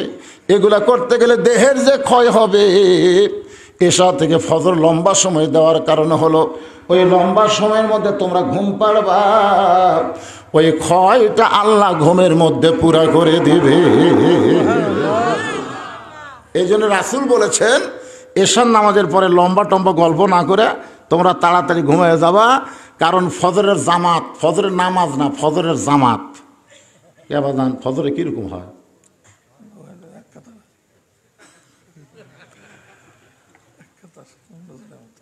15 জনের মতন হয়। আপনারা বলেন তো, রাসূল কিন্তু বলেছেন ফজরের নামাজ কেউ যদি পড়ে, এটা যদি জামাতে না পড়ে তাহলে বুঝবেন ওই মুনাফিক হয়ে মৃত্যু হবে। 2 ওয়াক্ত নামাজ জামাতে না পড়লে মুনাফিক। একটা হলো ফজর আর একটা কি এশা, একটা ফজর আর একটা হলো এশার নামাজ। ওমর ফারুক এশার পরে বাড়িতে গিয়ে দেখে দস্তরখানায় খাবার দিয়া তার বিবিটা একটু আড়ালে লুকে আছে। কারণ ওমর ফারুকের বিবি খাবার দিয়া একটু লুকে থাকার কারণ হলো ওমর ফারুকের খাওয়া দেখার মধ্যেও শান্তি। ওমর ফারুক যখন খাবার সামনে পায়, অর্ধ পৃথিবীর খলিফা, বাংলাদেশের মতন 96টা দেশের খলিফা, সুবহানাল্লাহ খান। আমাদের বাংলাদেশের মতন কয়টা? 96টা দেশের খলিফা হযরত ওমর খাবার যখন সামনে পায় তখন দোয়া পড়ে, আল্লাহুম্মা বারিক লানা ফিমা রাযাকতানা ওয়াকিনা আযাবান্নার। আপনারা বলেন তো খাওয়ানোর মালিককে? আরো জোরে। ওমা মিন দাব্বাতিন ফিল আরদি ইল্লা আলাল্লাহি রিজকুহা। পৃথিবীতে এমন কোনো বিচরণশীল প্রাণী নাই যার রিজেকের ব্যবস্থা আল্লাহ করে নাই। ওমর ফারুক খাবার দোয়া পড়ে বিসমিল্লাহ বারকাতিল্লাহ বলে রুটি ছেড়ে হালুয়া যখন নেয়, এমন সময় তার বিবেক বলতেছে ওমর তোমার ক্ষুধা লাগতেছে আর তুমি খাইতেছ, কিন্তু যাকে কারাগারে বন্দি করছো সে খাইছে কি না একটাবার খবর নিছ? সুবহানাল্লাহ খান। এখানে কি জজ কোর্ট আছে? এদিকে হাইকোর্ট আছে? এদিকে সুপ্রিম কোর্ট আছে? এখানে ওমর ফারুকের বিবেক সবচাইতে বড় আদালত। আজকে তোমরা দেশের নেতা হয়ে সব টাকা বিদেশে পাচার করলে, আর বাংলাদেশের সব জিনিসের দাম আগুন বরাবর হয়ে গেল। জোরে কোন কথা ঠিক কিনা? একটা হাজরা খাটা মানুষ 500 টাকা হাজরা পায়, ওই 500 টাকা তার দিন কেমনে যায়? নেতারা তো সমানে খালি মারতেছে। অর্ধ পৃথিবীর খলিফা হইয়া তার বিবেক দেখেন কিভাবে জাগ্রত। ওমর তোমার ক্ষুধা লাগতেছে আর তুমি খাইতেছো, কিন্তু যাকে কারাগারে বন্দি করছো সে খাইছে কিনা একটাবার খবর নিছ? সঙ্গে সঙ্গে ওমরের হাত থরথর করে কাঁপতেছে। রুটির জায়গায় রুটি, হালুয়ার জায়গায় হালুয়া পড়ে গেছে। ওমর ফারুক রুটি আর হালুয়া তৈরি টোপলা করে গভীর রাত্রে বেদুইন সাহাবী যাকে কারাগারে হেফাজতের জন্য বন্দি করছে তার কাছে গিয়ে বললেন, ভাই তোমার জন্য আমি খাবার আনছি, মেহেরবানি করে তুমি খানা খাও। বেদুইন সাহাবী খাবার টোপলা নিয়ে মুসকে মুসকে হাসতেছে। আল্লাহর কোরআন দিয়ে যখন রাষ্ট্র চলবে তখন নেতার ভাগ্যে খাওয়া না হলেও কারাগারের রক্ষীর খাওয়া হবে। আল্লাহর কোরআন দিয়ে যখন দেশ চলবে তখন নেতার ভাগ্যে খাওয়া না হলেও বন্দি কারাগারের বন্দীদের ভাগ্যে খাওয়া হবে। জোরে কর সুবহানাল্লাহ। আপনারা বলেন তো এই কোরআনের ক্ষমতা আছে না নাই? ইন্নাল্লাহা ইয়ামুরুকুম আন তুআদ্দুল আমানাতি ইলা আহলিহা ওয়া ইযা হাকামতুম বাইনান নাস আন তাহকুমু বিল আদল। একটু মনোযোগ দিয়ে শুনবেন। ওমর ফারুক বন্দি সাহাবীকে খাবার দিয়া যখন বাড়িতে এসে ঘুমানোর বিছানায় যায়, বউ খালি মুচকি মুচকি হাসে। স্বামী বলে হাসো কেন? বলে হাসার কারণ হলো আপনি যে খাননি এটা আমি দূর থেকে দেখছি। ওমর চুম করে বলতেছে দূর থেকে দেখো কেন? বলে দূর থেকে দেখার কারণ হলো আপনি খাওয়া শেষ হলে 2 হাত তুলে দোয়া করেন, আল্লাহ আল্লাহ যে বউ আমার এত কষ্ট করে রুটি হালুয়া তৈরি করে দেয়, এই বউকে নিয়ে আমি জান্নাতে থাকবার চাই। আমি জান্নাতে হুর চাই না আল্লাহ, আমার আব্দুল্লাহর মা আমার বউকে নিয়েই আমি জান্নাতে থাকতে চাই। জোরে কোন সুবহানাল্লাহ। আপনি একজন পুরুষ মানুষ যে হুরের ধান্দা করেন না, জান্নাতে বউয়ের ধান্দা করেন। এ কথা যখন বউ শুনবার পায় তখন বউয়ের কলিজাতে কত খুশি হয়। আপনি কোনোদিনও খাওয়ার দোষ ধরেননি, বরং খাওয়ার পরে আপনি বিবির জন্য দোয়া করছেন। আপনি হলেন আসল স্বামী। সুবহানাল্লাহ কন না কেন? আর আমাদের মতন খাবার বসা খালি দোষ। এটা হলো এর লবণ কম হলো কেন, এই আর ঝাল বেশি হলো কেন? মা আয়েশা বলেন একদিন রাসূলের সামনে 2 তরকারি দিলাম, আল্লাহ রাসূল এক তরকারিতে ভাত খায়। আমি বললাম হুজুর এটা না না দরকার নেই, এটা এত স্বাদ লাগছে আজ এটা দিয়ে খাবো।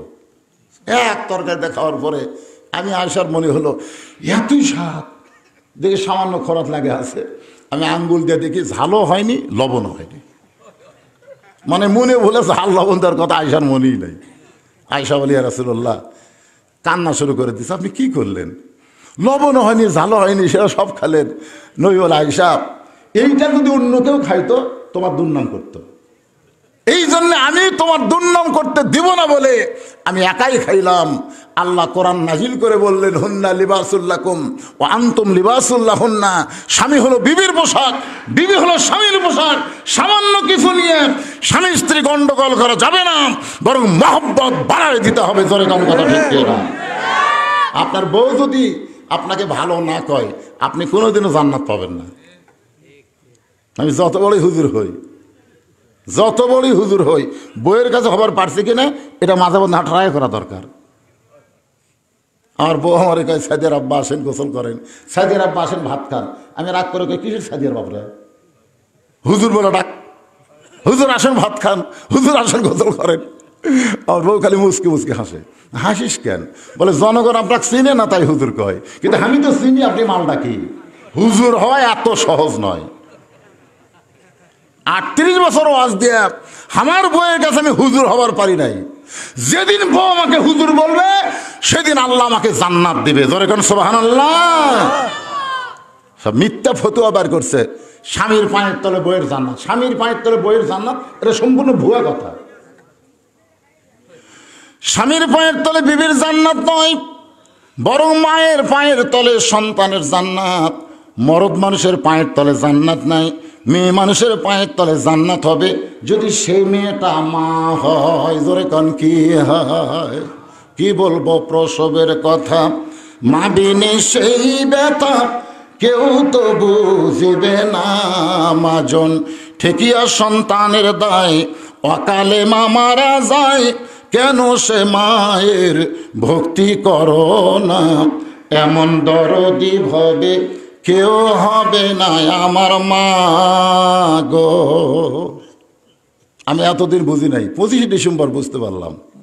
আমার মা যখন মারা গেল তখনই বুঝলাম যার মা নাই তার এই দুনিয়া তার কেউ নেই।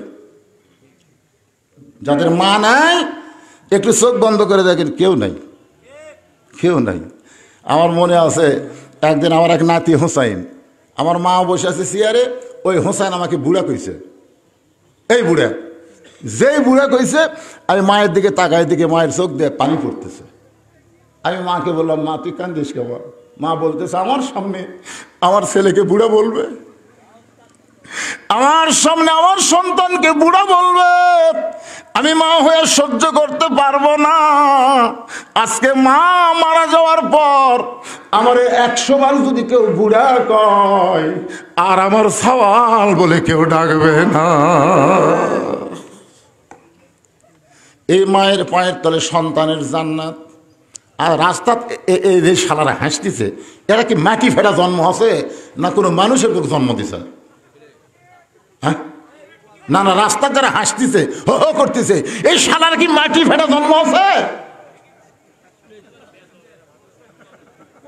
না কোনো বাবা এরকম জন্ম দিছে? যে বাবা এরকম জন্ম দিছেন ওই বাবার কপালে জুতো মারেন। এলা বেটা না, এলা হচ্ছে পাতা পাতা। আশ্চর্য কথা। এই মাহফিল কমিটির লোকের যাও তো, রাস্তা কে চিল্লাচিল্লি করে? আশ্চর্য কথা, মানুষ এখানে পাগলের মতন ওয়াজ শোনে। দেখছেন কুত্তের জাত। একটু মনোযোগ দিয়ে কথাগুলো শুনবেন। বিবি বলতেছে, স্বামী গো, আপনি কি মনে করছেন আপনারে না খাওয়ায় আমি কোনোদিন খাই? আপনি খাওয়া না খাইলে আমি কোনোদিন খাই না। এখন আমার খাওয়াটা আমি আর আপনি দুইজন মিলে খাবার চাই। ধরে কোন সুবহানাল্লাহ। আপনার বলেন তো, একজনের খাওয়া দুইজন খাওয়া যাবে কিনা? যাবে। একজনের খাওয়া তিনজন পরিমাণ খাওয়া যাবে। কয়জন?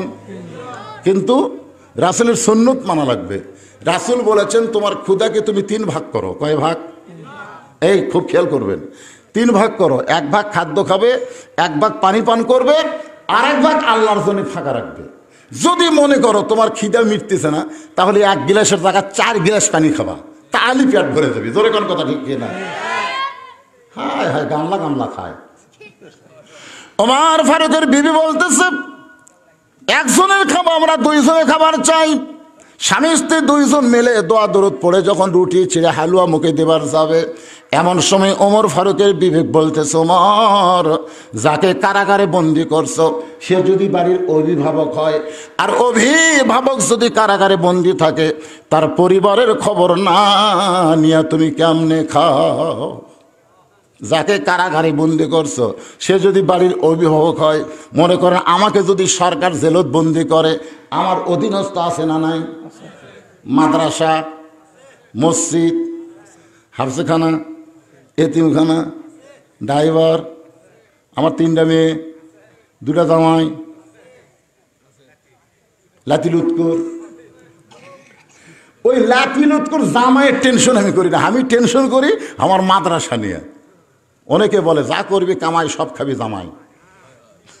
এটা সম্পূর্ণ ভুয়া কথা।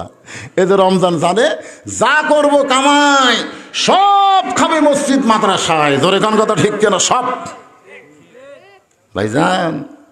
তাহলে আমাকে জেলখানায় বন্দি করলে সরকার উচিত হল আমার অধীনস্থ যারা আছে তাদের খবর নেওয়া। জোরে কোন ঠিক কিনা?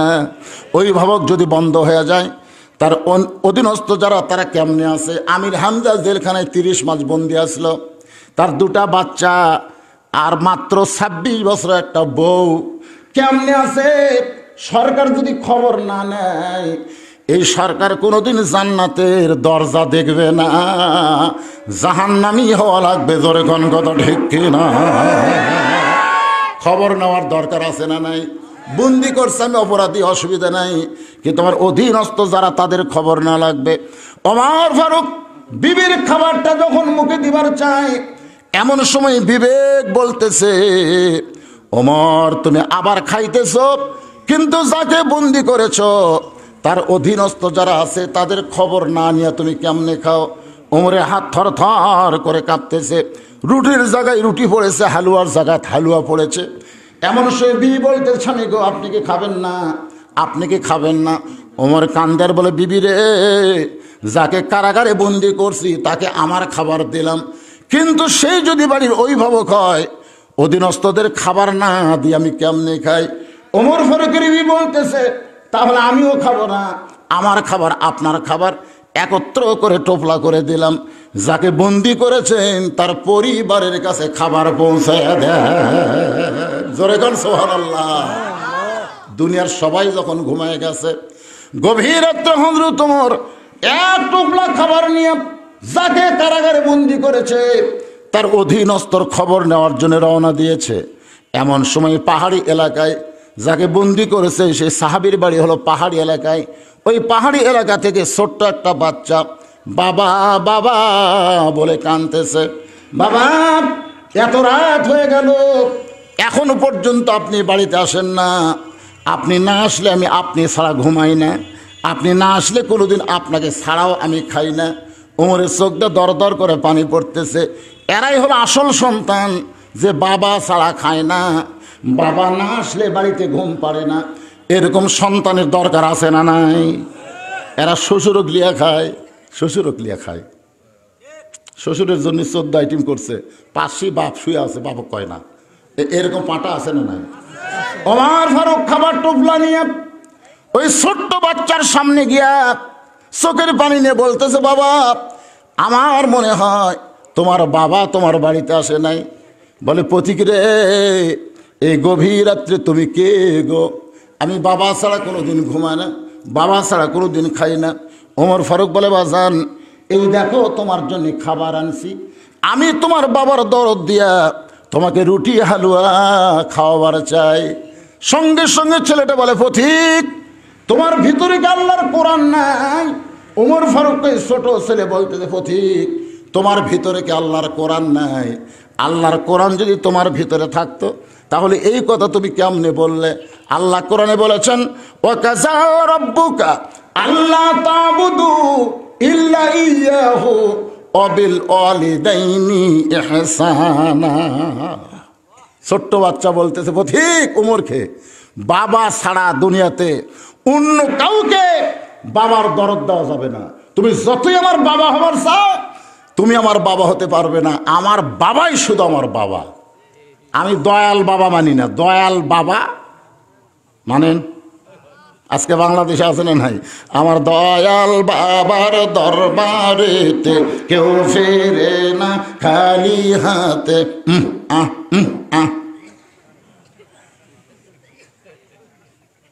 দয়াল বাবার দিকে গরুলিয়ে যাচ্ছে।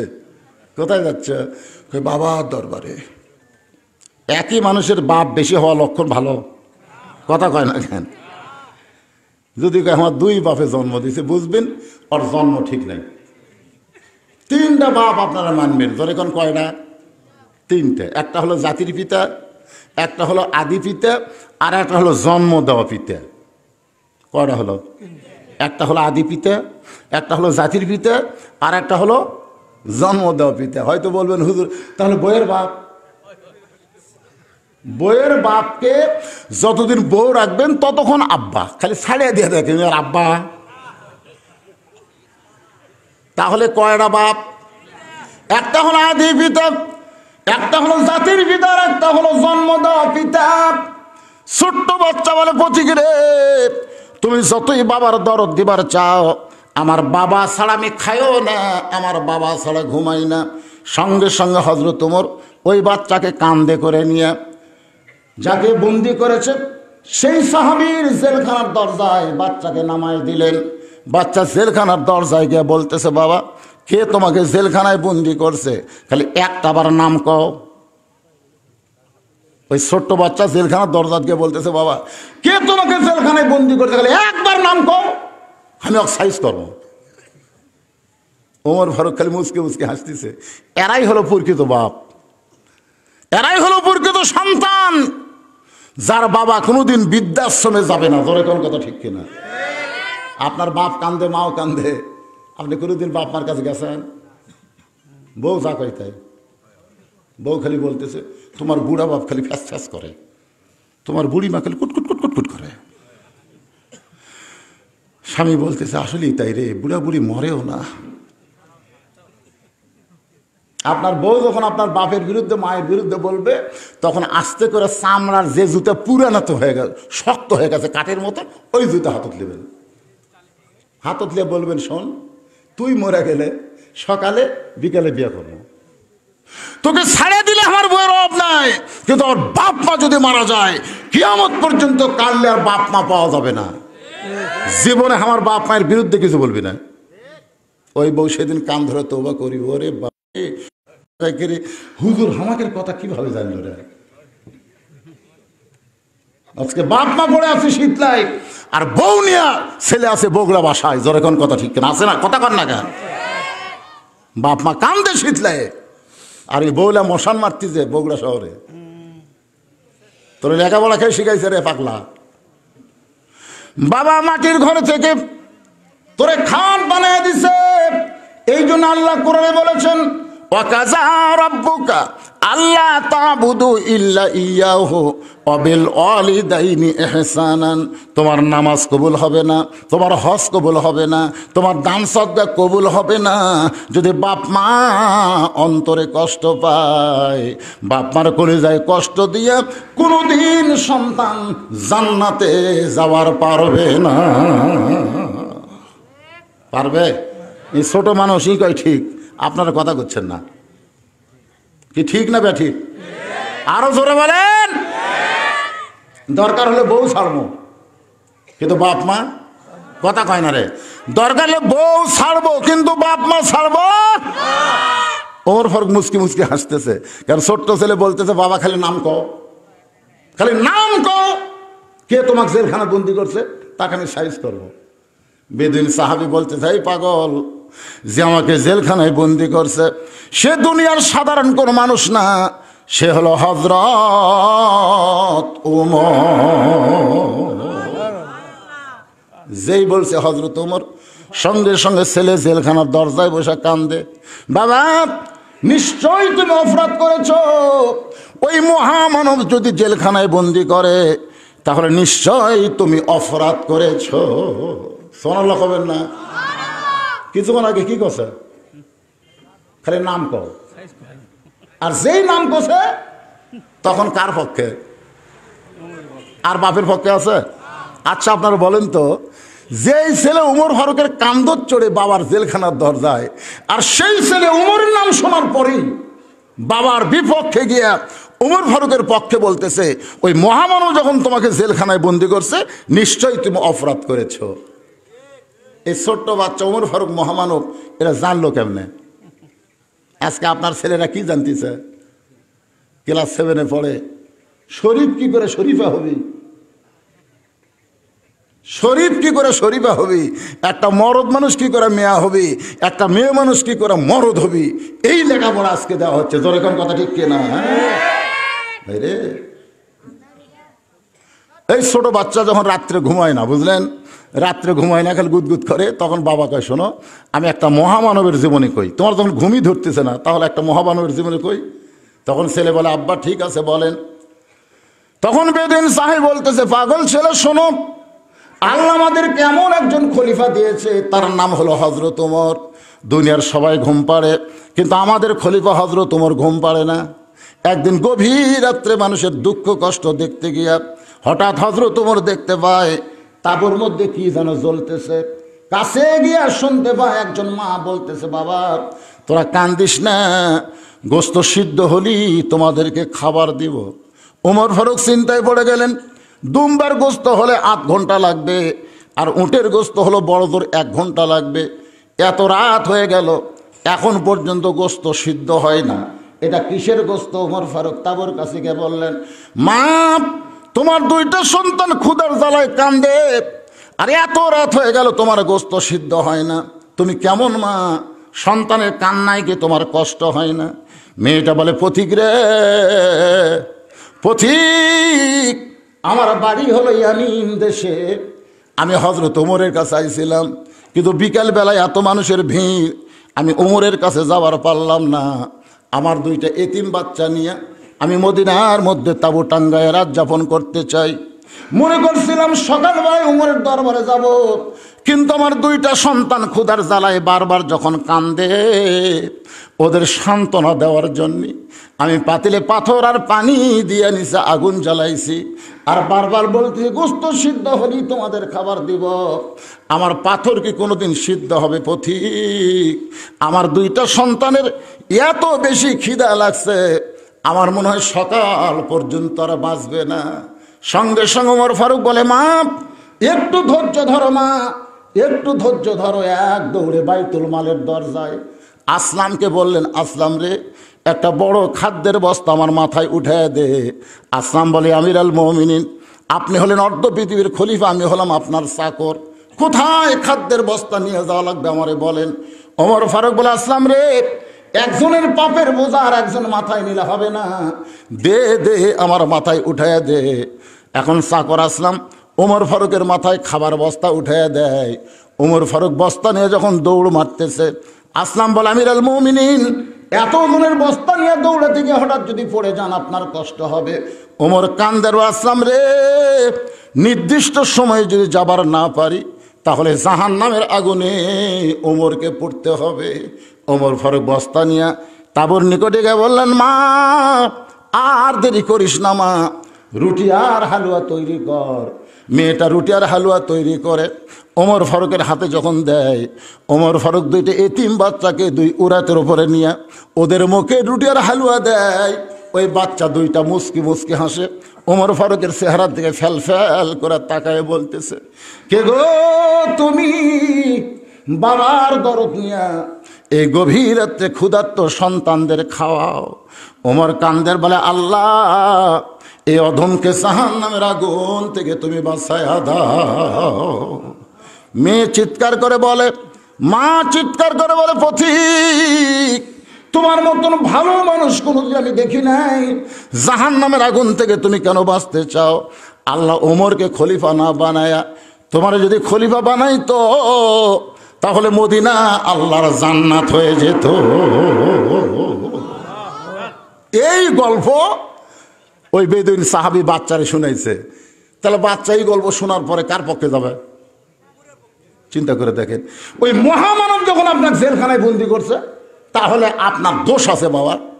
ওমর ফারুকের বাড়ি কোন দিকে আমাকে একটু দেখায় দেন, আমি তার বাড়ির যায় তার পাও ধরা হলেও আমি আপনাকে জেলখানা থেকে বের করব। বেদুইন সাহাবী বলে, পাগল, ওমর ফারুক হচ্ছে ফার্ট ফার্ট ন্যায় আর অন্যায় পৃথককারী, তার কাছে পাও ধরে কোনো কাম হবে না, ঘুষ দিয়ে কোনো কাম হবে না।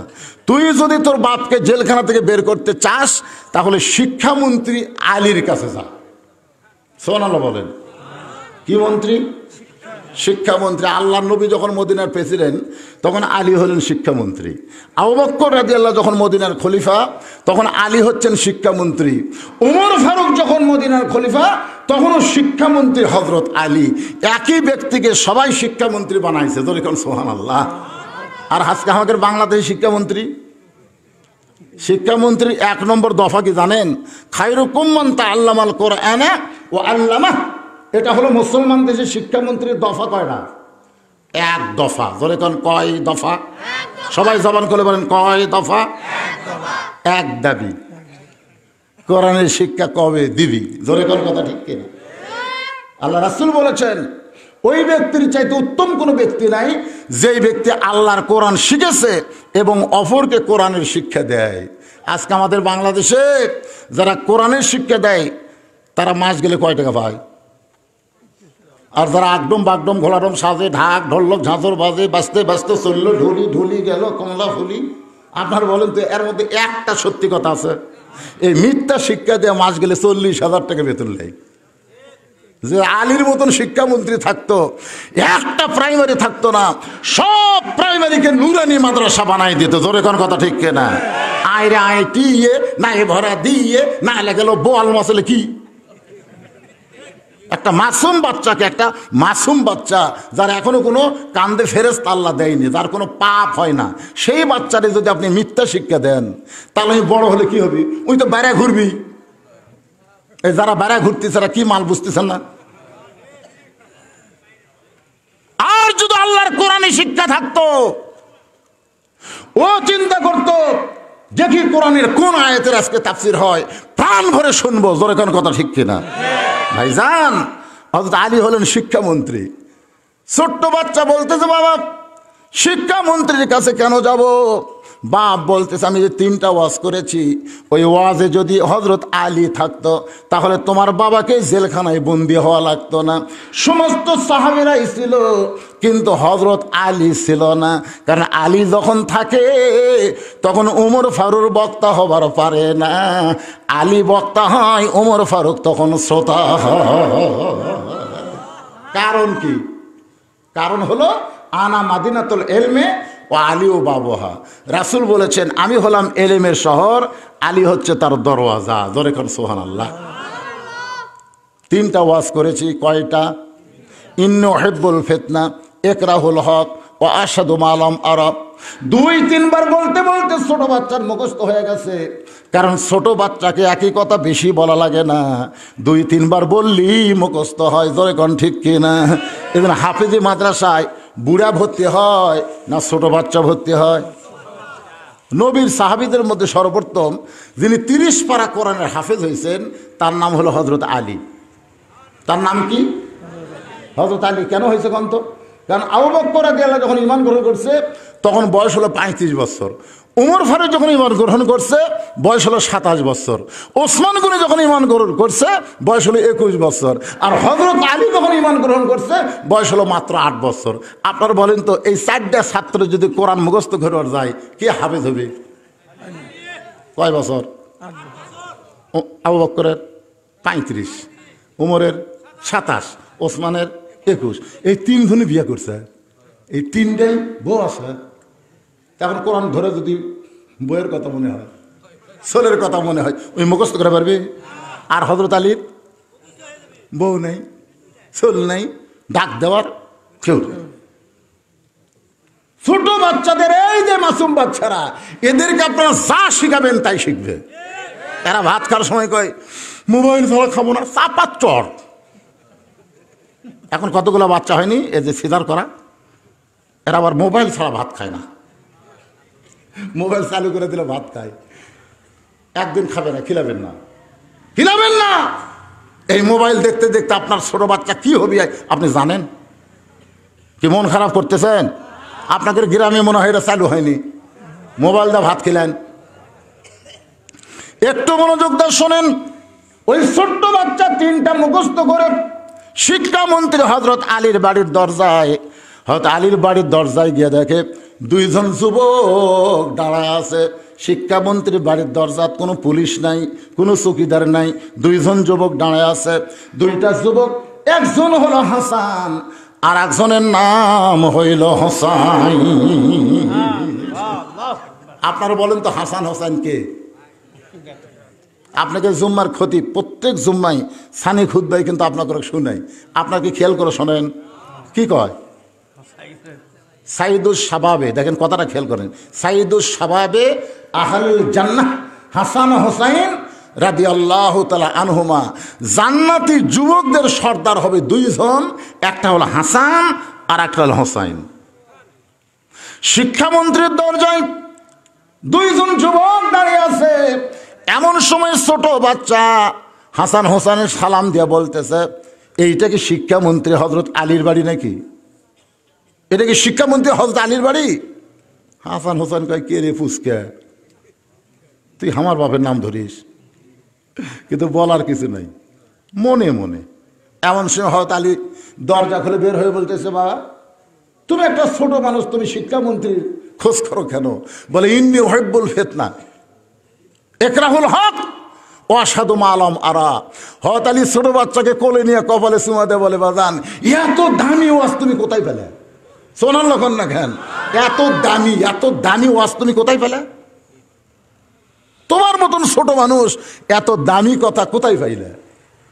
ছোট বাচ্চা কান্দার বলে, আপনি বলতেছেন দামি, কিন্তু এই 3টা কথা বলার অপরাধে হযরত ওমর আমার বাবাকে কারাগারে বন্দি করেছে। আলী বলতেছেন, তোমার কোনো টেনশন নাই, আমি তোমার বাবার উকিল হব, আমি তোমার বাবার উকিল হব। যেভাবেই হোক তোমার বাবাকে কারাগার থেকে বের করে তোমার হাতে সুপর্দ করে দিব। জোরে করে সুবহানাল্লাহ।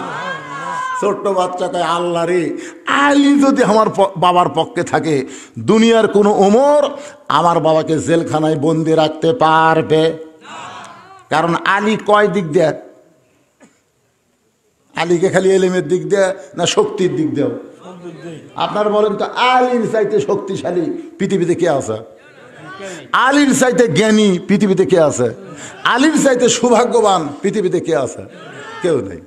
আল্লাহ রাসূল বলেছেন, তোমাদের কাছে কেমনে বলি, তোমাদের মাঝখানে এমন একজন মহান ব্যক্তি বসে আছে যে আমি নবীর চাইতেও 2 দিক দিয়ে ভাগ্যবান। কয় দিক দিয়ে? সাহাবীরা বলে, হুজুর আপনি নবীর চাইতে ভাগ্যবান, পৃথিবীতে এমন কেউ নাই। রাসূল কয়, তোরা না মানলে কি হবে রে, আমি মানি। সাহাবীরা বললেন, হুজুর কেমনে একটু শোনায় দেন। আল্লাহ নবী বলেন, বাবা আদম থেকে আমি নবী পর্যন্ত প্রত্যেকটা নবীর বিবি জান্নাতে হতে পারে, কিন্তু জান্নাতি নারীদের নেত্রী কোন নবীর বিবি হবার পারবে না। জান্নাতি নারীদের নেত্রী হবে আমার কলিজার টুকরা ফাতেমা। এই ফাতেমার স্বামী যিনি, তিনি হলেন পৃথিবীর 1 নম্বর স্বামী। জোরে খান সুবহানাল্লাহ। সাহাবীরা রে, বাবা আদম থেকে আমি নবী পর্যন্ত নবীর সন্তান আর নবী হবার পারবে, জান্নাতি হবে, কিন্তু জান্নাতি যুবকদের সর্দার কোন নবীর সন্তান হতে পারবে না। জান্নাতি যুবকদের সর্দার হবে আমার হাসান হোসাইন। হাসান হোসেনের বাবা যিনি, তিনি হলেন পৃথিবীর শ্রেষ্ঠ বাবা। ধরে কন্যা সুবহানাল্লাহ। শক্তির দিক দিয়ে কেমনে বুঝলেন? কামুজ দুর্গের দরজা খালি হ্যাসকা টান মারছে। আপনি জানেন যে দরজা খুলতেও 70 জন লাগে, লাগাতেও 70 জন লাগে। এখনো মক্কার মিউজিয়ামে ওই দরজাটা যত্ন করে রাইখা দিয়েছে। সুবহানাল্লাহ খান। সবাই যায় দেখে, আয় আয় আয় আয়, এই পাহাড় কিভাবে পাহাড়ের মতন। হ্যাঁ না, খয়বরের যুদ্ধে, কিন্তু দুর্গ হচ্ছে কামুজ দুর্গের। হ্যাঁ, কামুজ দুর্গের দরজা খয়বরের যুদ্ধে, ঠিকই আছে। খালি এরকম হাত দেয়, ঢাল, কাফেরা সব মারছে দৌড়। কে রে, ই মানুষ নাকি রে? সবাই যখন দৌড় মারছে, বিনা যুদ্ধে বিজয়ান কি করবে, ফেলে দিছে, 80 গজ দূরে গিয়ে পড়ছে। সুবহানাল্লাহ। খয়বরের যুদ্ধে আল্লাহর পক্ষ থেকে ডিগ্রি হলো আলী, শুধু আলী না, আলী হলো আসাদুল্লাহিল গালিব। জ্ঞানী শক্তিশালী যদি আমার বাপের পক্ষে হয়, ওমরের মতন মানুষ কোনোদিন কারাগারে বন্দি রাখবার পারবে? হযরত আলী ছোট বাচ্চাকে নিয়ে ওমর ফারুকের দরবারে, ওমর ফারুক ছোট বাচ্চাকে চিনবার পারছে। গভীর রাত্রে তাকে কান্দে করে বাবার দরজায়, জোরে করে সুবহানাল্লাহ।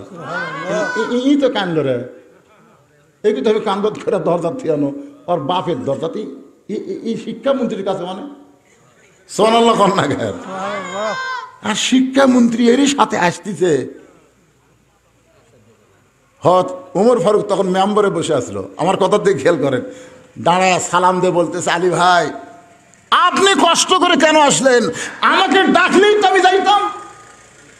কারণ আল্লাহর নবী দুনিয়া থেকে বিদায় নেওয়ার পরে প্রত্যেকটা সাহাবী হযরত আলীকে ওস্তাদের মতন সম্মান করতো। জোরে কোন সুবহানাল্লাহ।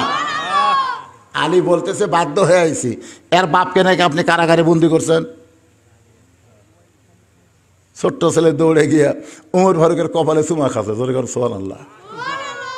আলী কয়, কে রে, তোর বাপক থোজে বন্ধ করে তুই কপালের চুমা খেলি? তার মানে হচ্ছে, হুজুর আপনি জানেন না, এই মানুষ আমাকে গভীর রাত্রে কান্দত করলি। আচ্ছা, এই মানুষের কান্দত আমি সরছি।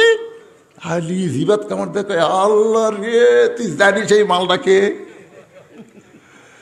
সুবহানাল্লাহ। একটু মনোযোগ দিয়ে শোনেন। ওমর ফারুক বললেন, আলী ভাই 3টা খারাপ কাজ করেছে। সমস্ত সাহাবীরা যখন রাগ করেছে, আমি তাকে হেফাজতের জন্য জেলখানায় বন্দি করেছি। আলী বলতেছে, 3টা ভালো কাজ করেছে, কিন্তু আপনারা বুঝবার পারেন নাই।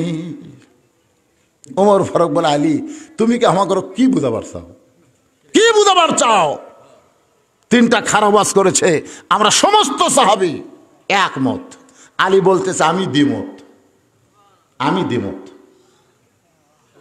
ওমর ফারুক চিন্তায় পড়ে গেছে, আলী কি ঘুষ খাচ্ছে নাকি? এখন সমস্ত সাহাবেরা একমত, হযরত আলী হলেন দ্বিমত। এখন এই 3টা ওয়াজের কি রেজাল্ট হবে আল্লাহর কোরআন থেকে আমরা একটু শুনবার চাই।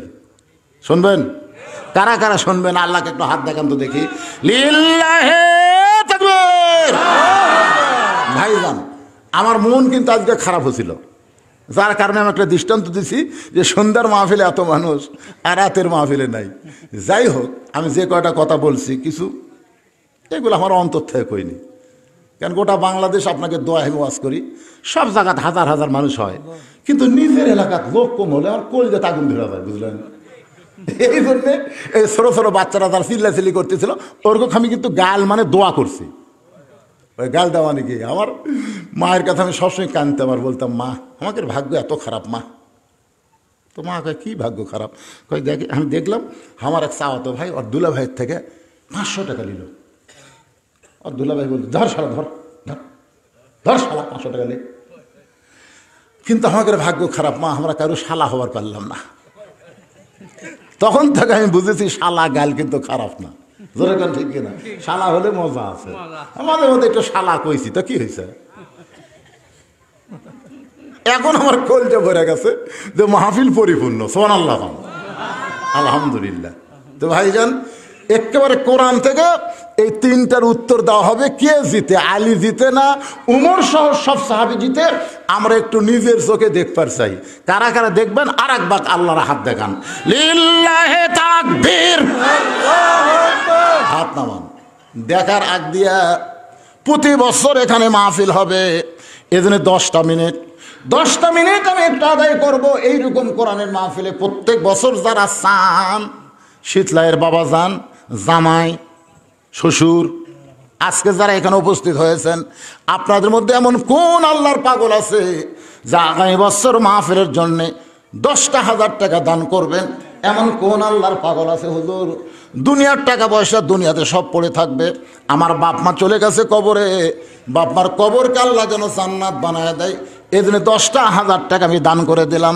আমি দোয়া করে দিব 1 নম্বর জান্নাতে হত আবু বকর রাদিয়াল্লাহর সঙ্গে, আল্লাহ যেন তারে জান্নাত দেয়। টাকা আদায়ের কথা শুনে যারা উঠবে এরা মরার আগে প্যারালাইসিস হবে। আপনারা সবাই হাত তোলেন নে, এই শোনার জন্য হাত তোলেন নে। টাকা দিবেন না বসে থাকবেন? আপনি দেওয়াই লাগবে, জোর করে টাকা নেওয়া যাবে? জোর করে নেওয়া যাবে? যারা শীতলাইয়ের আছেন, এই শীতলাই কারা কারা আছেন হাত তোলেন তো দেখি।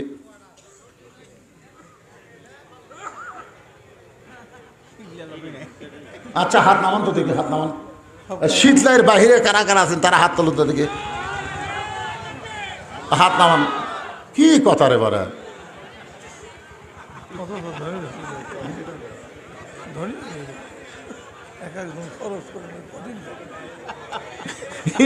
কি কয় রে? না না, ইমাম সাহেব ফজরে 15 জন হয়, জোহরে বলে সব কাহলো হাট করবার চাই, আসরে কয় এখনো আসেনি, মাগরিব 2-1টা বুড়ে আছে কয় ভাই আকামত দেরে, এসার খবর কি কয় লাভের ভিতরে। হায় হায় রে, এত বিশাল একটা আয়োজন করছে, আর সেই গ্রামের লোকজন কি কি কি খবর বাবা? এই ব্যাগলের নাম্বার কে কোথায়? তাহলে পরের কাছ থেকে টাকা দিবেন, বেড়া থেকে দাঁড়াচ্ছে। আপনি শীতলাইয়ের, আপনি কি দিবেন কোন? হ্যাঁ, আগামী বছরের জন্য নিয়ত করে বলেন কোন কোন আল্লাহ রাস্তা আপনার নাম দিয়ে শুরু হতো দেখি, এত কলম খেলে বেরোচ্ছে কোন?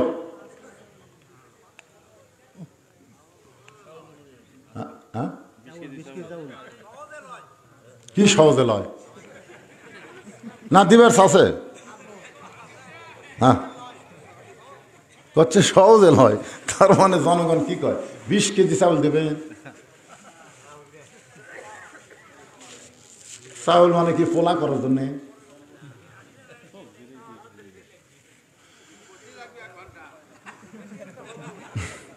না বলছে ভাই 20 কেজি চাউল, লিল্লাহু আকবার, 20 কেজি চাউল দিয়ে শুরু হয়ে গেল। আপনাদের বাইরে যারা আছেন আপনারাও দিবেন। আপনাদের মধ্যে আগামী বছর ইসলামে সবে যা হলুদ লাগবে সব হলুদ একজন দেবেন। এই বাইরে যারা আছেন, বাহিরের একটা লোক বলেন তো হুজুর যত পোলাত হলুদ লাগবে আমি দেবো হুজুর। এই হলুদ কেনার জন্য আর বাজারে যা লাগবে না, 1 নম্বর দেওয়া লাগবে। রং ফেসটা হবে সেরে দিলে হবে না, 1 নম্বর হয় একেবারে হলুদ, ভাঙ্গা হলুদ।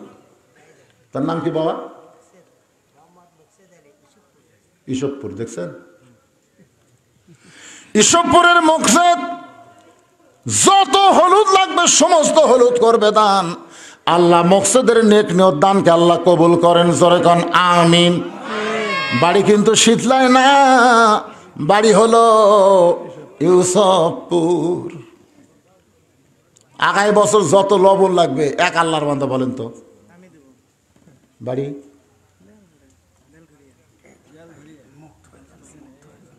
কি মক্ত মক্ত এই এলে বেঁচে ক্ষমতা কি আছে?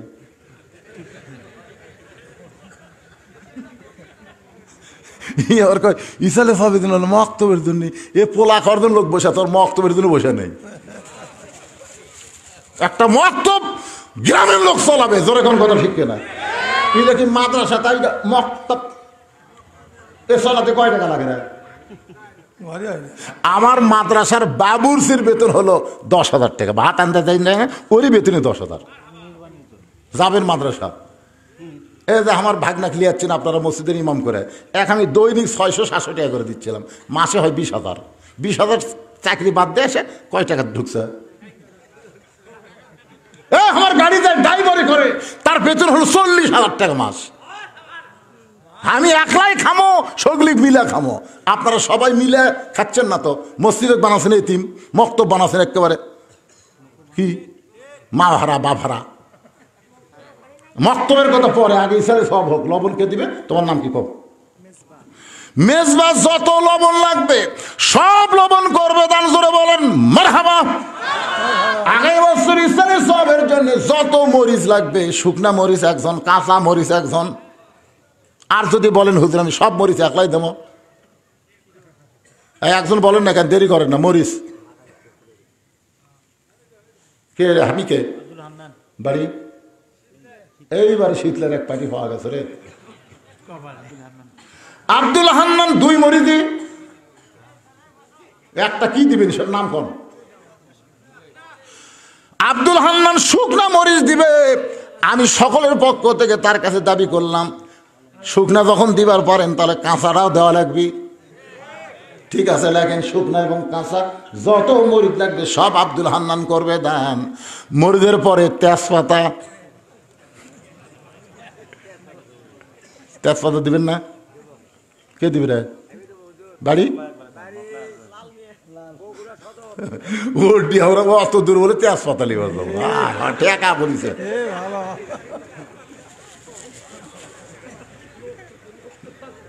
যদি দূর থেকে কেউ দিবার চান তাহলে কালো এলাচ সাদা এলাচ দেন।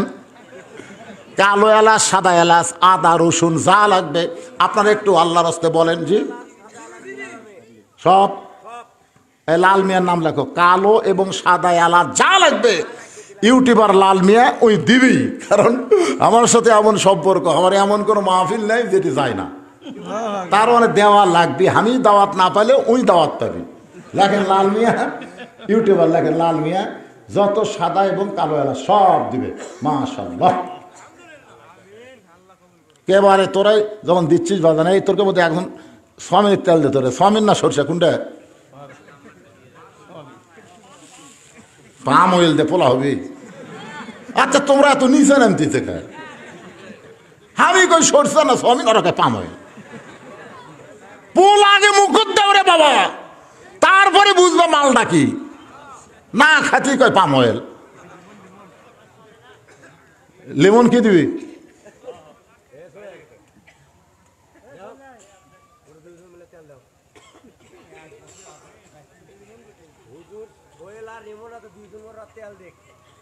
না ওরা স্বীকার করা লাগবে বাদান। কটি তেল লাগে? কত তেল লাগে? কয় মন? 1 মন লাগে। তাই তো এত সাত ভরে 1 মন তেল, ওটা জুলুম হয়ে যাবে। আর ইউটিউবার মানুষ বলতেন না অত তেল দিয়া পারেন। হ্যাঁ, আপনাদের মধ্যে 1000 করে টাকা দিবেন, আগামী বছর গরু হবি। গরু কেনা হবে। এই জন্য কোন আল্লাহর পাগল আছেন, এই গ্রামের জামাই আছেন, 1-1টা জামাই আছেন যে হাত তোলা বলেন হুজুর আমি গরু কেনার জন্য 1000 টাকা দান করব। একজন আল্লাহর বান্দা বলেন এরপরে যত দান করবি ওই একটা আলাদা সব পাবি। কে 1000? হয় একবারে কয়েকটা হাত উঠতে পারে।